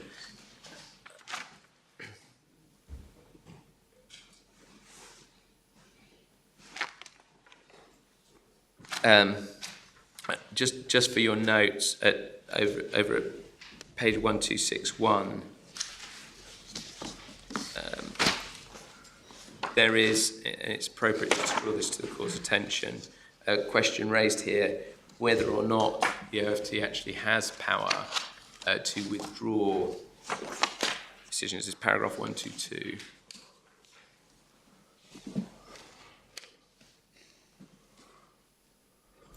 Because one of the contentions was that there was a general power. Now, this wasn't necessary to the court's judgment, but it is, I just note that for the court's attention.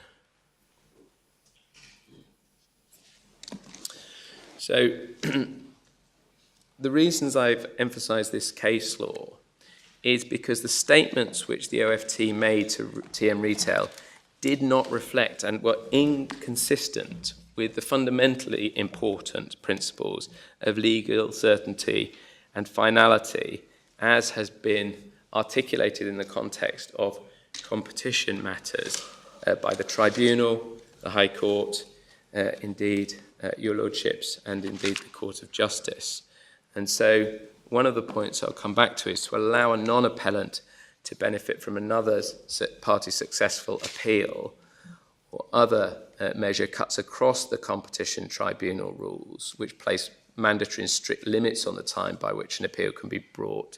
And it would create remarkable problems in these circumstances if the mistake that was made here could allow such benefits effectively to be conferred upon the respondents.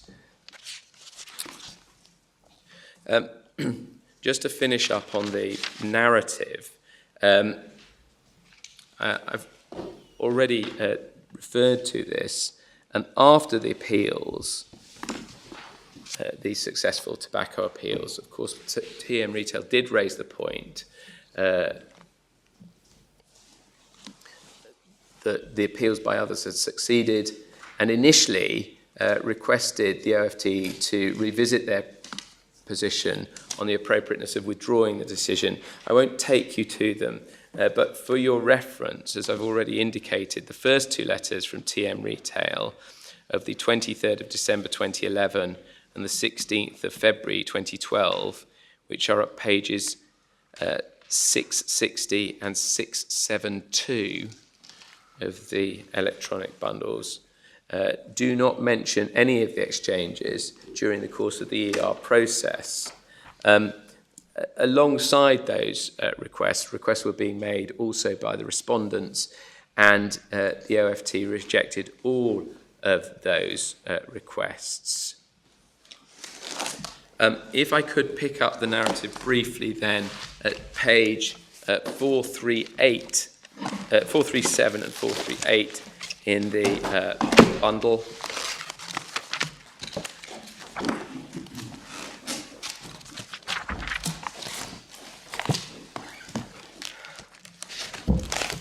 This is the letter, the third letter from Travers Smith, Mr. Say,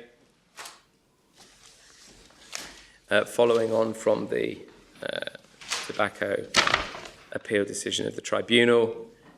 We refer to your letter of the 28th of June, which is where the OFT rejected the original requests given in those first two letters that I've provided the references to. And you'll see on the first page, the emphasis remains that the position in relation to TM Retail was that it was subject to a decision that was based on the theory of harm, that was not pursued by the OFT, and was subject to the adverse decision in the tobacco appeal. But then one goes over the page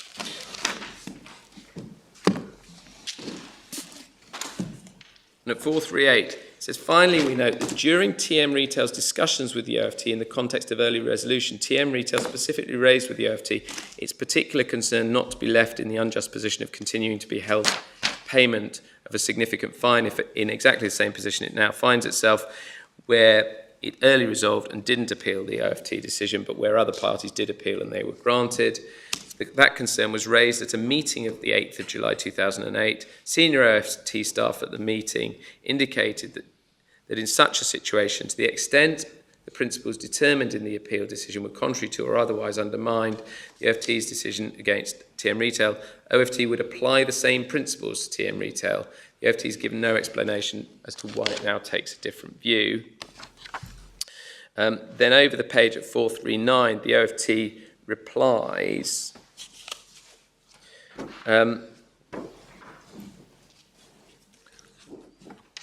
First of all, at the bottom of, picking it up on the bottom of 439, which is dealing with this point that was raised on the second page of the TM Retail letter. We note that it's not clear to us from your letter whether TM Retail claims to have relied in any relevant respect on the indication to which you refer. After a review of our records and in the interest of candour, we should draw your attention to the attached email of the 10th of July from your firm to the OFT. We've been unable to relocate any reply from the OFT to this email. We'd be grateful if you could provide as soon as possible a copy of any reply received and indicate more specifically your client's position. And you'll then see over the page at 441 that the email that the OFT actually sent across was the one of the 10th of July that Mr. Say had sent to Miss Branch, which wasn't replied to. So the OFT are actually saying, did we ever reply to that?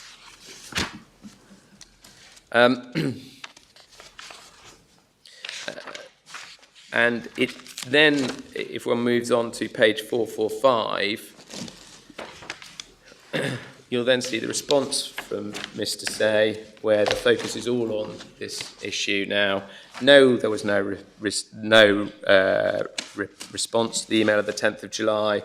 And then second, as the relevance of the indication, an important consideration for TM Retail in deciding whether to take the commercial decision to enter into an ERA with the OFT and subsequently whether to appeal the tobacco decision was that it would not find itself in a wholly unfair and unjust situation it now finds itself of continuing to be subject to a finding of competition infringement and payment of significant penalty in a situation where it early resolved and didn't appeal, but others successfully appealed.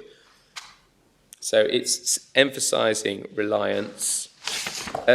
We continue to take issue with its characterisation of a situation where appellants are not fixed with liability and non-appellants are as wholly unfair and unjust. But the critical point here is with no further exchanges so far as could be identified by TM Retail, and there was a reliance. And if one goes down the page to the final paragraph, TM Retail relied on the OFT's representation in its decision to enter into the ERA and subsequently not to appeal the tobacco decision. It then talks about what it's going to do, the final clause on that page, it will be pleaded as one of the exceptional circumstances in TM Retail's application. And if one goes on to page 447, you see there a letter that goes back from the OFT saying we should therefore talk. And if I may just pick up finally in relation to this from the statement of Mr. Collins, who was the chairman of the OFT from 2005 to 2014. His statement begins at sorry, I have the wrong reference. His statement begins at 267, but the paragraph to which he deals with a range of matters in relation to early resolution and the position of TM Retail, but I will briefly just pick up at 275, paragraph 32. In relation to TM Retail, the board felt that whilst there might be room for argument about the scope and effect of the exchanges between it and OFT, it's possible that TM Retail might seek to argue the exchanges had led it to understand OFT might extend to it the benefit of successful appeal. The board was concerned that TM Retail's circumstances may persuade the tribunal to grant it leave to appeal the decision out of time. So there were obviously concerns being raised. And then there are discussion of the exchanges. And 33, for these reasons, the board decided that the OFT should now proceed to engage with TM Retail on a without prejudice basis with a view to settling its claims without delay so as to avoid TM Retail proceeding with an application to the tribunal. And in doing so, it was clear that the OFT was very concerned it was going to lose any such application, and not only that, but it might have a contagion effect in relation to any applications brought by others seeking to appeal out of time, including the respondents. And that was not appropriate because it was considered that they were not in materially similar position, and it would not be necessary to settle with them. And if one goes on then to paragraph 42 at the end of the statement, what you see from Mr. Collins is that in a letter of the 27th of July, TM Retail set out its proposed terms of settlement, including a request for withdrawal or rescission. It set out reasons for its demand for repayment and stated that withdrawal of the infringement decision which it admitted to was of some importance for TM Retail, not only from a reputational point of view, but also because of the potential liability for third-party damages claims arising out of the decision. In relation to the question of withdrawal, so we know that they went on to settle, but in relation to the question of withdrawal, the OFT's position had been that it would not withdraw or rescind the decision, either as to penalty or infringement, as this would be contrary to principles of finality and legal certainty, and defeat the very purpose of compromising TM Retail's threatened application to the tribunal. Following negotiations, TM Retail agreed to drop its demand for withdrawal or rescission in return for payment of an amount of its penalty, some costs. And what page was that? I'm sorry. I'm so sorry. It's 278, my lord. 278, yeah. Yeah, paragraph 42. Right, thank you. Yeah. I just pick up one point here. The respondents at some points have said, this evidence from Mr. Collins suggests that actually finality and legal certainty was sufficiently protected by the fact that formally the decision wasn't withdrawn. Now, with respect, that is not a sensible consideration of the principles of finality and legal certainty. The whole scheme in relation to competition law is identification of infringements and imposition of penalties in circumstances where you are effectively covering the whole of the penalty plus costs plus some interest. It is plain that legal certainty and finality are being undermined by the settlement, but Mr. Collins is there talking about ways that that is minimised in these circumstances. Of course, if it is right in Lindem that you couldn't withdraw, that was in fact a prescient position to take.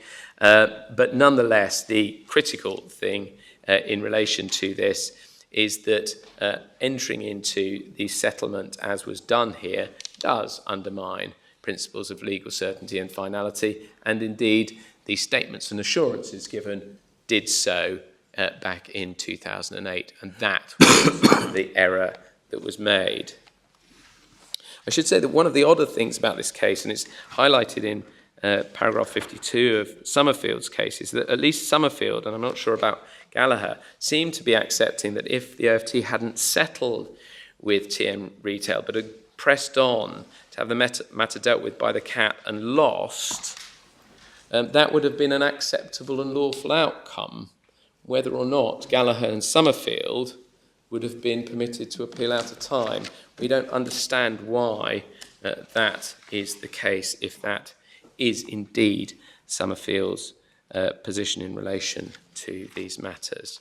So I'll move then to the nature of the objective justification, which obviously I have fairly extensively trailed in making the submissions already. The point's simple, that even though the OFT was saying, and for the purposes of this appeal, we accept that a principle of equal treatment was being applied to the manner in which the OFT carried out the ERA process and dealt with the respondents subsequently, it doesn't mean that it was required to repay the sums of their penalties and more by reason of the assurances given to TMR. There is and was an objective justification for not requiring the replication of the treatment given to TMR.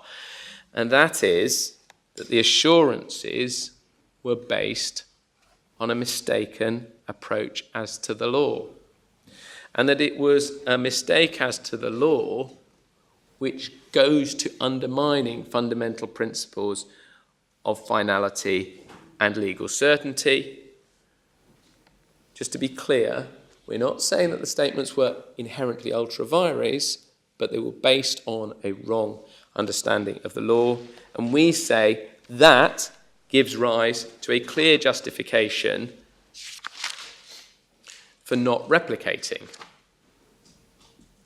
and not replicating the effects of those statements. Now, we say the underlying propositions here are simple, that public authorities should proceed in their decision-making on a correct understanding of the law. Where a public authority makes a mistake, it should endeavour not to replicate that mistake. If I may, I'll just briefly turn to the O'Brien case, which is on Authorities Bundle 2 at tab 22, Electronic Bundle 1490.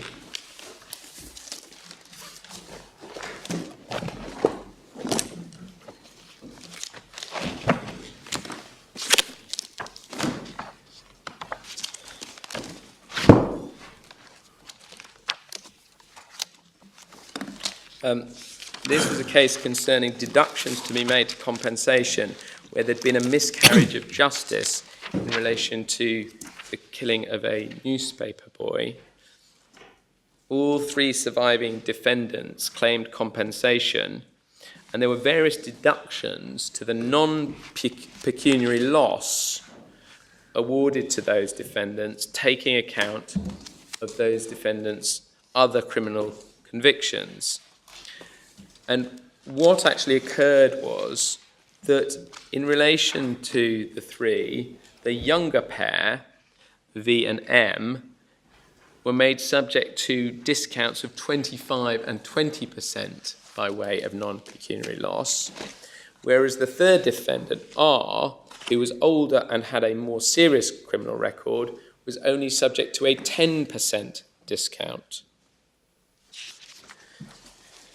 And what was being said was that this was plainly unfair in circumstances where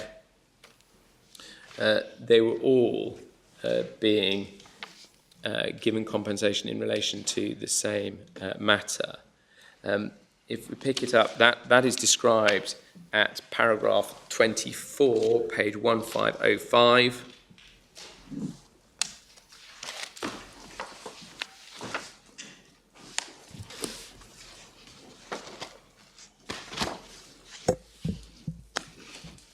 I just want to pick up two quotes from this judgment. Bottom of paragraph 26, 26H. a court will and generally should be very slow to impose what it regards as anything other than the right sentence, simply because it or another court has imposed a wrong sentence, so it or another court has imposed a wrong sentence on a co-defendant. The more usual approach is that very recently articulated in Tate. And then over the page, 1506 at paragraph 30, it is generally desirable that decision makers, whether administrative or judicial, should act in a broadly consistent manner. If they do, reasonable hopes will not be disappointed. That the assessor's task in this case was to assess fair compensation for each of the appellant. He was not entitled to more than less than in his considered judgment they deserved. He was not bound, and in my opinion was not entitled to follow a previous decision which he considered erroneous and which would yield what he considered to be an excessive award. So whilst consistency in decision-making is to be recognised as a relevant consideration, the principle that replication of mistakes of law or mistakes based on law should be avoided by any public body is axiomatic to the proper operation of the rule of law.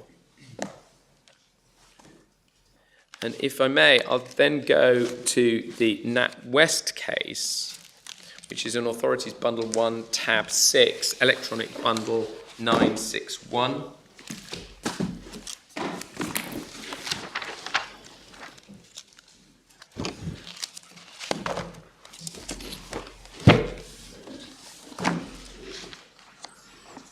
Now, this case concerned the failure of HMRC to take advantage of an unjust enrichment defence to claims which arose in the context of the treatment of VAT on bulk car purchases.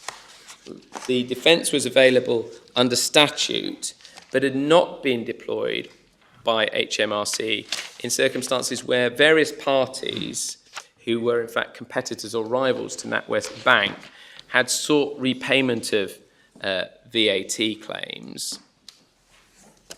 Now, the primary finding by that tribunal was that the approach adopted by HMRC was unfair, and that it was unfair in the circumstances for HMRC to rely on the unjust enrichment defence against Lombard NatWest when it hadn't done so in relation to its rivals. Now, the primary finding by Mr. Justice Jacobs, as he then was that in fact the tribunal had no jurisdiction to make that finding in relation to unfairness. But he then went on, page 976, to consider the question of unfair treatment. And the reason I just refer to this is because it articulates a principle that was of some consternation to the Court of Appeal. So 63, although I've held there's no jurisdiction in the tribunal to consider this, and hence unfair treatment, and hence no jurisdiction in this court by way of appeal, I should, in view of the tribunal's finding that there was unfair treatment, consider the matter briefly. The decision's based on the fact that although Lombard was not singled out for different treatment, in fact, Lombard's trade rivals received repayments whilst Lombard did not. As I've said, that was probably so, even though the Commission don't formally concede unjust enrichment rule would have applied to all cases. The tribunal thought that was enough for an order for repayment, but the problem is more sophisticated than that. Just because a tax gatherer makes a blunder which favours some taxpayers by way of a windfall doesn't mean he should perpetuate the blunder in favour of others. A number of wrongs do not necessarily make a right. The interests of the general community are involved. Taxpayers collectively have an interest that tax properly due should be collected, and that should not be repayments to people who are not entitled to them. And then at 66, the general principle of equality or non-discrimination, of course, is one of the principles of EU law. It requires similar situations should not be treated differently unless differentiation is objectively justified. It appears to me entirely within the ambit of objective justification to say that mistakes need not be perpetuated and to take into account the fact that what's involved here is both complex law an unnecessarily large administrative system. And what we say is that this articulation of the general principle that you shouldn't perpetuate a blunder is in fact simply an incident of a very basic and fundamental proposition as the proper application of the rule of law. If you are making decisions based on wrong interpretation of the law, then you shouldn't perpetuate them. It is not an absolute rule, as I've already indicated. It is accepted that if there were to be conspicuous unfairness by reason of the non-replication, then in those circumstances it must be accepted that the replication could be required. Does that just mean an unfairness that's visible, or a particularly egregious unfairness? I'm sorry, I missed. Does that just mean an unfairness that is visible, or a particularly egregious unfairness? Well, when one refers to conspicuous unfairness, as I'll come on to, I'm using that language because the Court of Appeal said, well, one can draw on the analogy with legitimate expectation, and in those circumstances, when we're talking about substantive legitimate expectation, the language certainly used by Lord Justice Simon Brown in Unilever was to talk about conspicuous unfairness, and of course Lord Justice Laws in, I think it was in Begbie, talked about unfairness amounting to an abuse of power. So it is a particularly serious degree of unfairness. Yes, precisely how adjectively one captures it, I think, is a further question. But the key point is, even if you're applying the principle of equal treatment, you don't have to replicate a mistake if there's a good justification for not doing so. Here we say, plainly there is a good justification because the treatment of TMR was based on a mistake as to the law, and that mistake is one that undermines principles of finality and legal certainty. And we say further that there is not conspicuous or indeed whatever description of unfairness in relation to the respondents in this case. And we say that is where the Court of Appeal has gone wrong in terms of its characterisation of the relevant legal test and its determination of its application, as we'll see.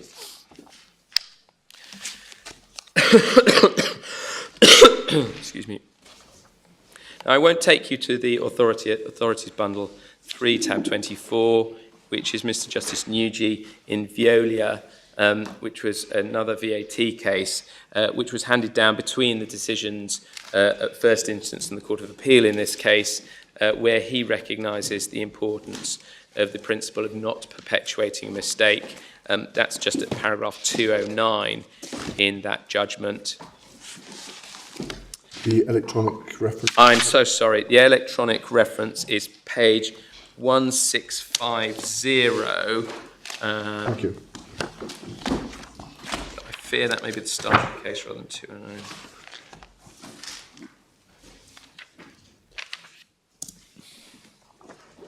No, that is the correct reference for the paragraph itself. Yes, thank you.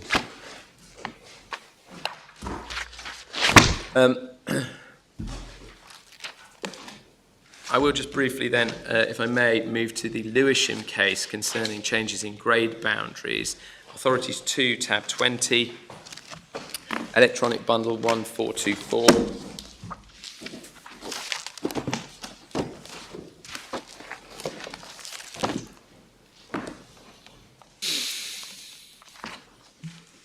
Judgment of Lord Justice Elias.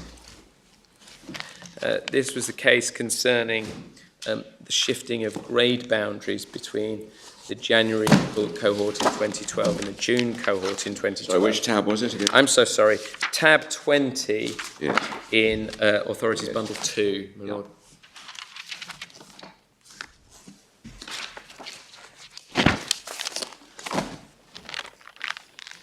Essentially, there was a change in grade boundaries undertaken by those responsible for the examinations because there was a concern that earlier grade boundaries or the earlier marking approach had been unduly lenient. The facts of the case are usefully set out in paragraphs 44, 46 and 84.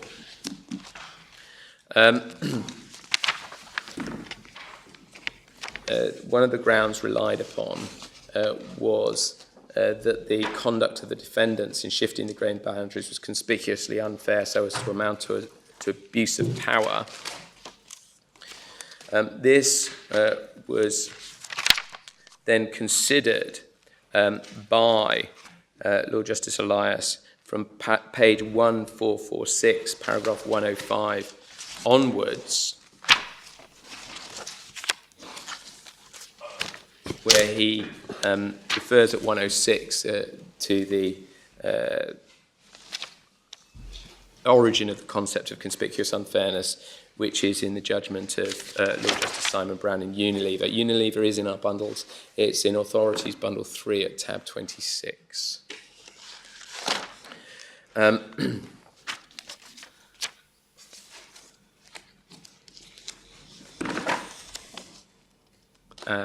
But one can see the concept just over the page at 107. This is a quotation from Lord Justice Simon Brown's analysis, paragraph 108. Unfairness amounting to abuse of power as envisaged in Preston and other revenue cases is unlawful, not because it involves conduct such as would offend some private law principle, not principally indeed because it breaches a legitimate expectation, but that some different substantive decision will be taken, but rather because it's illogical, immoral, or both for a public authority to act with conspicuous unfairness, in that sense, an abuse of power.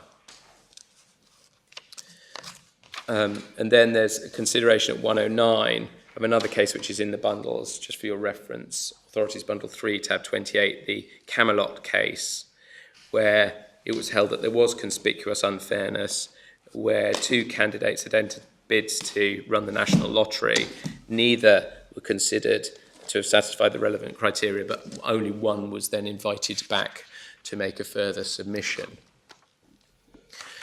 It's a funny formulation, isn't it? It seems to be the difference between something which is a bit rich and something which is so outrageously unfair that it's not be allowed to stand. Yes. And he also seems to be equating the idea with irrationality as defined by Lord Diplock. Yes, and indeed that's the approach. Law in morals. I think he's having a go at bringing the two together. Yes, I think that's right. And in fact, that's the approach that Lord Justice Elias adopts by reference to the judgment of Sir Thomas Bingham in Unilever. If you look in paragraph 111, about halfway down, it says, I treat this concept of conspicuous unfairness as a particular and distinct form of irrationality.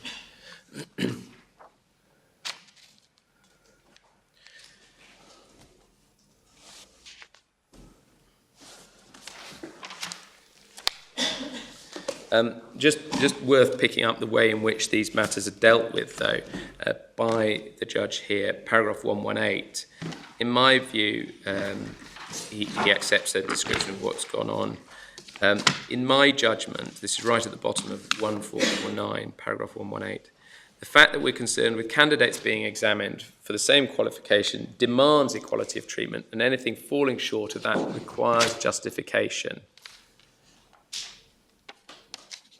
And then he goes on to consider that if you have a justification, but that the position would be conspicuously unfair, then in those circumstances, you would nonetheless quash the approach. And what is found here is that there is a justification because it would be unduly lenient, and that in the circumstances of this case, even though it did warrant different grade boundaries, it was nonetheless justified, and one can see that at 124 in my judgment, page 1451 in my judgment, maintaining the currency of the qualification was a powerful and legitimate justification in the public interest, even though that involved accepting as necessary, albeit highly undesirable consequence, that June students were to some extent subject to tougher assessments than January counterparts. This is particularly so given the fact that those benefiting from over-generous grading in January were a relatively small contingent. If the mere fact of unequal treatment is not enough to entitle one to a remedy, how does one define the degree of conspicuous unfairness which enables one to make an exception? I mean, conspicuous unfairness doesn't really explain very much. What's the test? Well, unfortunately, it is language that has been used that, in particular in the context of legitimate expectation, where it's been equated to unfairness amounting to an abuse of power. However, I'm not sure that that necessarily really answers your Lordship's question. No, it doesn't. I think this may be a situation where suggesting that one can delimit precisely the nature of the unfairness is an exercise that's not going to be possible, and it will depend on the particular facts of particular cases. Is the law, therefore, that unequal treatment is unfair unless it's very unfair? No, unequal treatment is unfair unless the difference can be justified. If it can be justified, then it needs to be very unfair before it should be. Well, if it's very unfair, then it's not justified. Well, yes, indeed. The question is there an objective justification for the apparent non-application of the principle of equal treatment, or more exactly, a difference in treatment of otherwise relevantly comparable persons? And one of those objective justifications, we say, is where, on the face of it, you've got comparable persons. One has been dealt with in a particular way by reason of a mistake. If you have been dealt with in a way by reason of a mistake, then the principle and justification for not replicating is that we don't want to replicate mistakes, particularly mistakes that undermine finality and legal certainty. And it is in those circumstances where you do have a form of objective justification that the question of fairness, we say, requires more consideration, and the test that has been articulated by analogy with legitimate expectation would be conspicuous unfairness or abuse of power. It's because you have a justification for the difference in treatment in those circumstances. These are cases where there wasn't any assurance, aren't they? The cases you've been showing us. In the present case, if there hadn't been an assurance, would there have been any requirement to enter into precisely the same settlement agreements under each ERA if you negotiated separately with each person? I don't know whether or not the CMA would consider that it was under an obligation. I would have to take instructions in relation to... Isn't it a question of law, I suppose? Well, it may well be a question of law given the particular circumstances. But I mean, it's curious, what additional force does the fact that the equality principle may only come from the promise or assurance have? I don't think that changes the analysis with which we're dealing here, because whether or not the principle of equal treatment was mandated upon the OFT by operation of law, or that it undertook to all of those concerned that it would be bound by it, the principle remains the same. What we say is that that is not the end of the inquiry, it is the start of the inquiry here. But except if you have something that looks like an assurance, it's a bit difficult to more difficult to qualify it, isn't it? To say, well, I was only giving that assurance as long as it wouldn't be conspicuously unfair for me to depart from it. Sorry. Well, I think it's not that. It's that in circumstances where an assurance is given on a mistaken basis, then there is good reason not to replicate the assurance. And all we're saying is that is not an absolute rule. We recognise that. If the result of not replicating the mistake would be conspicuous unfairness, then in those circumstances we recognise the rule would be overridden by considerations of unfairness.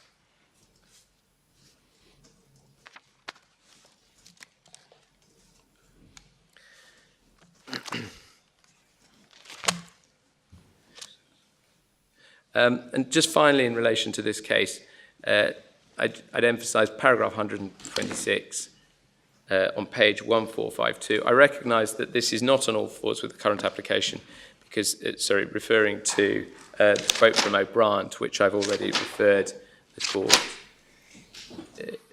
I recognise this is not on all fours with the current application because these were different assessors and because also the imperative to treat like cases alike is arguably stronger where those affected are all candidates sitting the same examination. But the case does emphasise that there's nothing inherently unfair in putting right earlier errors rather than compounding them, even if this involves creating a disparity between similarly placed individuals.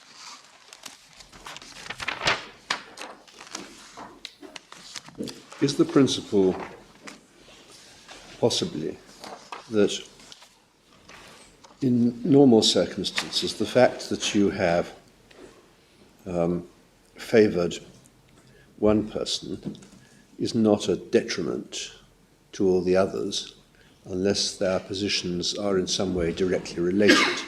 Contrast, for example, the Camelot case, where you have a number of bidders competing against each other for a contract, and it necessarily follows from favouring one party that you disfavour the other. Now, that won't explain all the cases, but it might be, it might get one somewhat closer to attaching a meaning to this rather nebulous concept of conspicuous unfairness as opposed to ordinary unfairness. I can see that. I think the difficulty for the purposes of this case is that for this ground one proceeds on the basis that although the different ERA applicants might be said to be not akin to bidders in the sense that the position in relation to one does not affect the position in relation to others, the approach of the OFT was essentially to say, nonetheless, we are going to treat them as similar for these purposes. And it also raises the further question whether in this sort of process that would actually be an obligation under law, albeit that they would never be akin to rival bidders in the scope of this ERA process. I mean, they're obviously not competing against each other in relation to this proceeding. And the respondents are no worse off by virtue of somebody else having been given an advantage that they should never have had. Yes. I think that is the submission that you make as to the facts of this case. Absolutely. Is it a more general principle of law, or is it simply the way that one responds to the facts of this case? Well, it is certainly the way that one responds to the facts of this case. In terms of articulating it as a principle of law, what we have done is seen it through the structure of the analysis that was undertaken by the judge at first instance and the Court of Appeal, and explained why the Court of Appeal's approach is wrong and not consistent with that outcome, which is the right approach. Whether one then articulates that as being a principle of law in and of itself, I think is not critical for the outcome of the appeal here. Both the judge at first instance and the Court of Appeal approached this on the basis that you had principle of equal treatment, objective justification, and then the extent to which that was qualified. When it came to it, the Court of Appeal didn't apply that approach properly. If your Lordship's characterisation of the situation were also to be treated as a proposition of law, plainly the Court of Appeal didn't apply that either and is wrong on that basis in addition. Can I go back to where I was earlier in the day, still struggling to find out what principle we're trying to apply? We've been flirting with legitimate expectation, and there's a lot of a discussion in the textbooks and elsewhere about what that involves. Yes. And certainly I think things have moved on since Lord Justice Simon Brown said what he did. So I certainly wouldn't regard that as definitive with respect to him. But I'm not sure whether that's the principle we're applying. We seem to be applying not a sort of general principle of legitimate expectation, but some sort of equal treatment principle as adopted by the OFT. Yes, I think that's right. The reason legitimate expectation has come into play is because in the Court of Appeal's decision, judgment, as we'll see, the Master of the Rolls draws heavily on the concept of legitimate expectation when he comes to set out his reasoning. And so the critique is of the relevance of that and the way that it skews the Court of Appeal's reasoning as much as anything else. You say that's nothing to do with it? I wouldn't go so far as to say it is nothing to do with it, but we do say that where someone has made a statement to one person, that you couldn't possibly, as a third party, be better off This is presumably... than under legitimate expectation rules. This is presumably because the only legitimate expectation that people have is that they will be dealt with in accordance with the law. And if, by mistake, somebody else is not dealt with in accordance with the law, I think your submission is that can't possibly be carried over to the rest of them. Well, I think I would have to concede more than that. I think that we accept that there would at least be a legitimate expectation that all of the ERA applicants would be dealt with equally.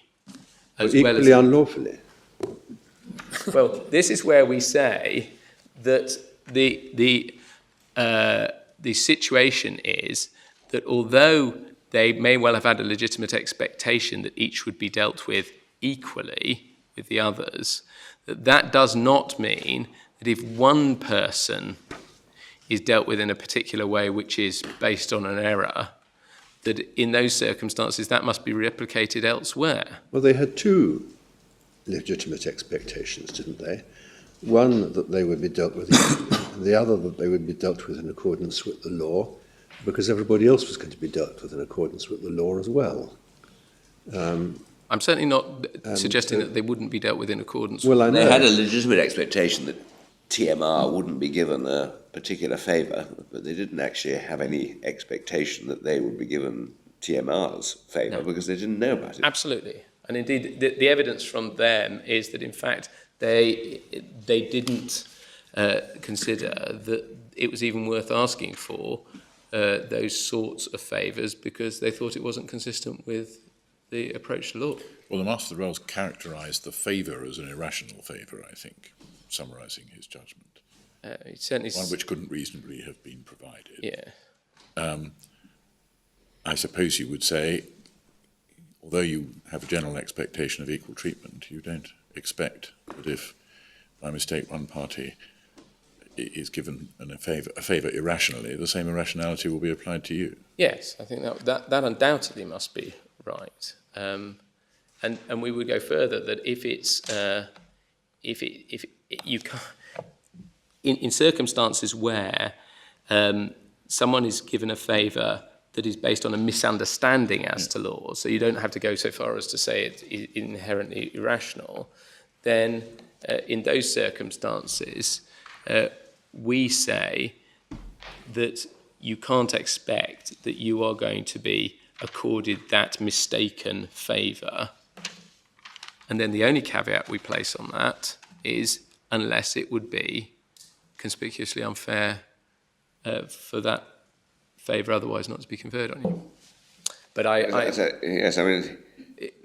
If your lordship is to suggest that conspicuous unfairness need not qualify the rule, then obviously the CMA ends up in a better position, but we recognise the qualification that the principle should not be treated as absolute. Well, I can see the forensic attractiveness in some ways of saying that, but unless one can identify some principle for identifying what is conspicuously unfair, when one's starting point is that people should be treated the same, I actually find it very hard to see how it can be an exception. There's got to be something other than one's gut feeling that this is a crying shame. Well, if the mistake in question did not, I completely understood, but in relation to a situation where the mistake actually goes to undermine fundamental principles of legal certainty and finality, then in those circumstances one says that mistake is an important one.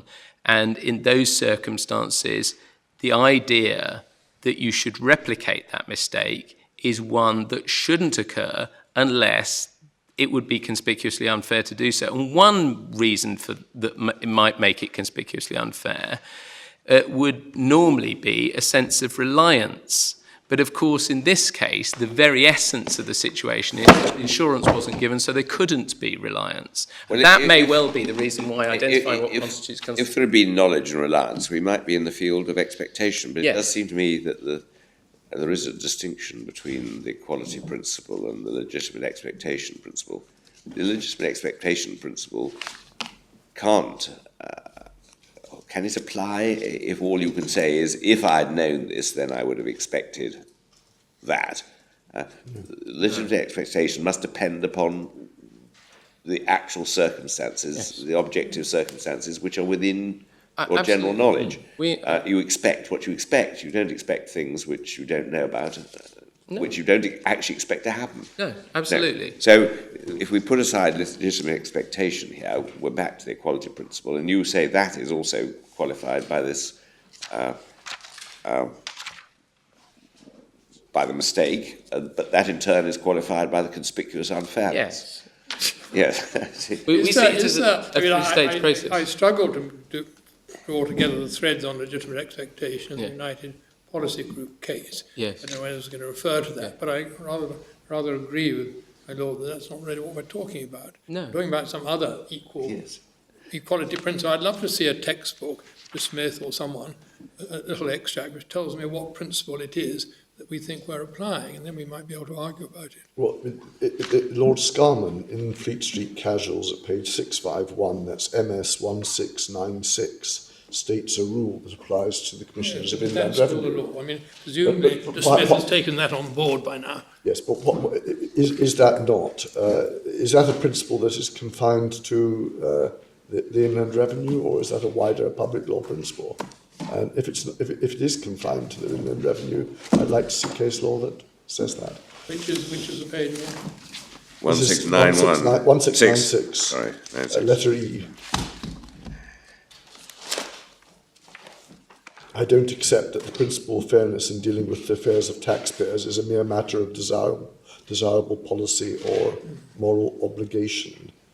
I am persuaded that the modern case law recognises a legal duty owed by the revenue to the general body of taxpayers to treat taxpayers fairly, to use their discretionary powers so that, subject to the requirements of good management, discrimination between one group of taxpayers and another does not arise, to ensure that there are no favourites and no sacrificial victims. That seems to be a fairly clearly stated principle. Yes, it's not. I mean, it's been subject to quite a lot of qualification. Yes. Since. And Lord Scarman was very keen on this idea of fairness as a sort of element of administrative law, and in a way that sort of led through to Preston and the idea of unfairness amounting to abuse of power, whatever that means. Yeah. But the trouble is, it's all very, very woolly. And yes, I think all of these tests are, undoubtedly. That is true. What I was going to move on to do was actually just look at the context of the Court of Appeal judgment and work it through its reasoning, because in relation to that, what we want to show is that, in fact, the Court of Appeal hadn't identified any error of law on the part of Mr. Justice Collins. It had failed to properly apply consideration of an objective justification, and in doing so had sought unnecessarily and wrongly to distinguish various cases, and indeed made various evidential findings in order to shore up its reasoning, which simply were not open to it in relation to these matters. Well, how long are you going to require for this? Well, the allocation of time was that I will have another half hour, but obviously I do need to deal both with this, which I can deal with relatively quickly, but I do also need to deal briefly with the comparability ground. So I think I will be longer than the half hour. Well, how are you going to fit that in? Well, I may have to either reduce a little the time of reply or beg some indulgence of the court in relation to these matters. It depends. I'm not sure what physical form the indulgence takes. But I will discuss with Lord Panic over the short adjournment whether or not he's going to require all of the time. Well, I think I will require the time allocated. Well, I think we've got a schedule, and I think we must keep to it. I shall speed the plough. Thank you. 2 o'clock.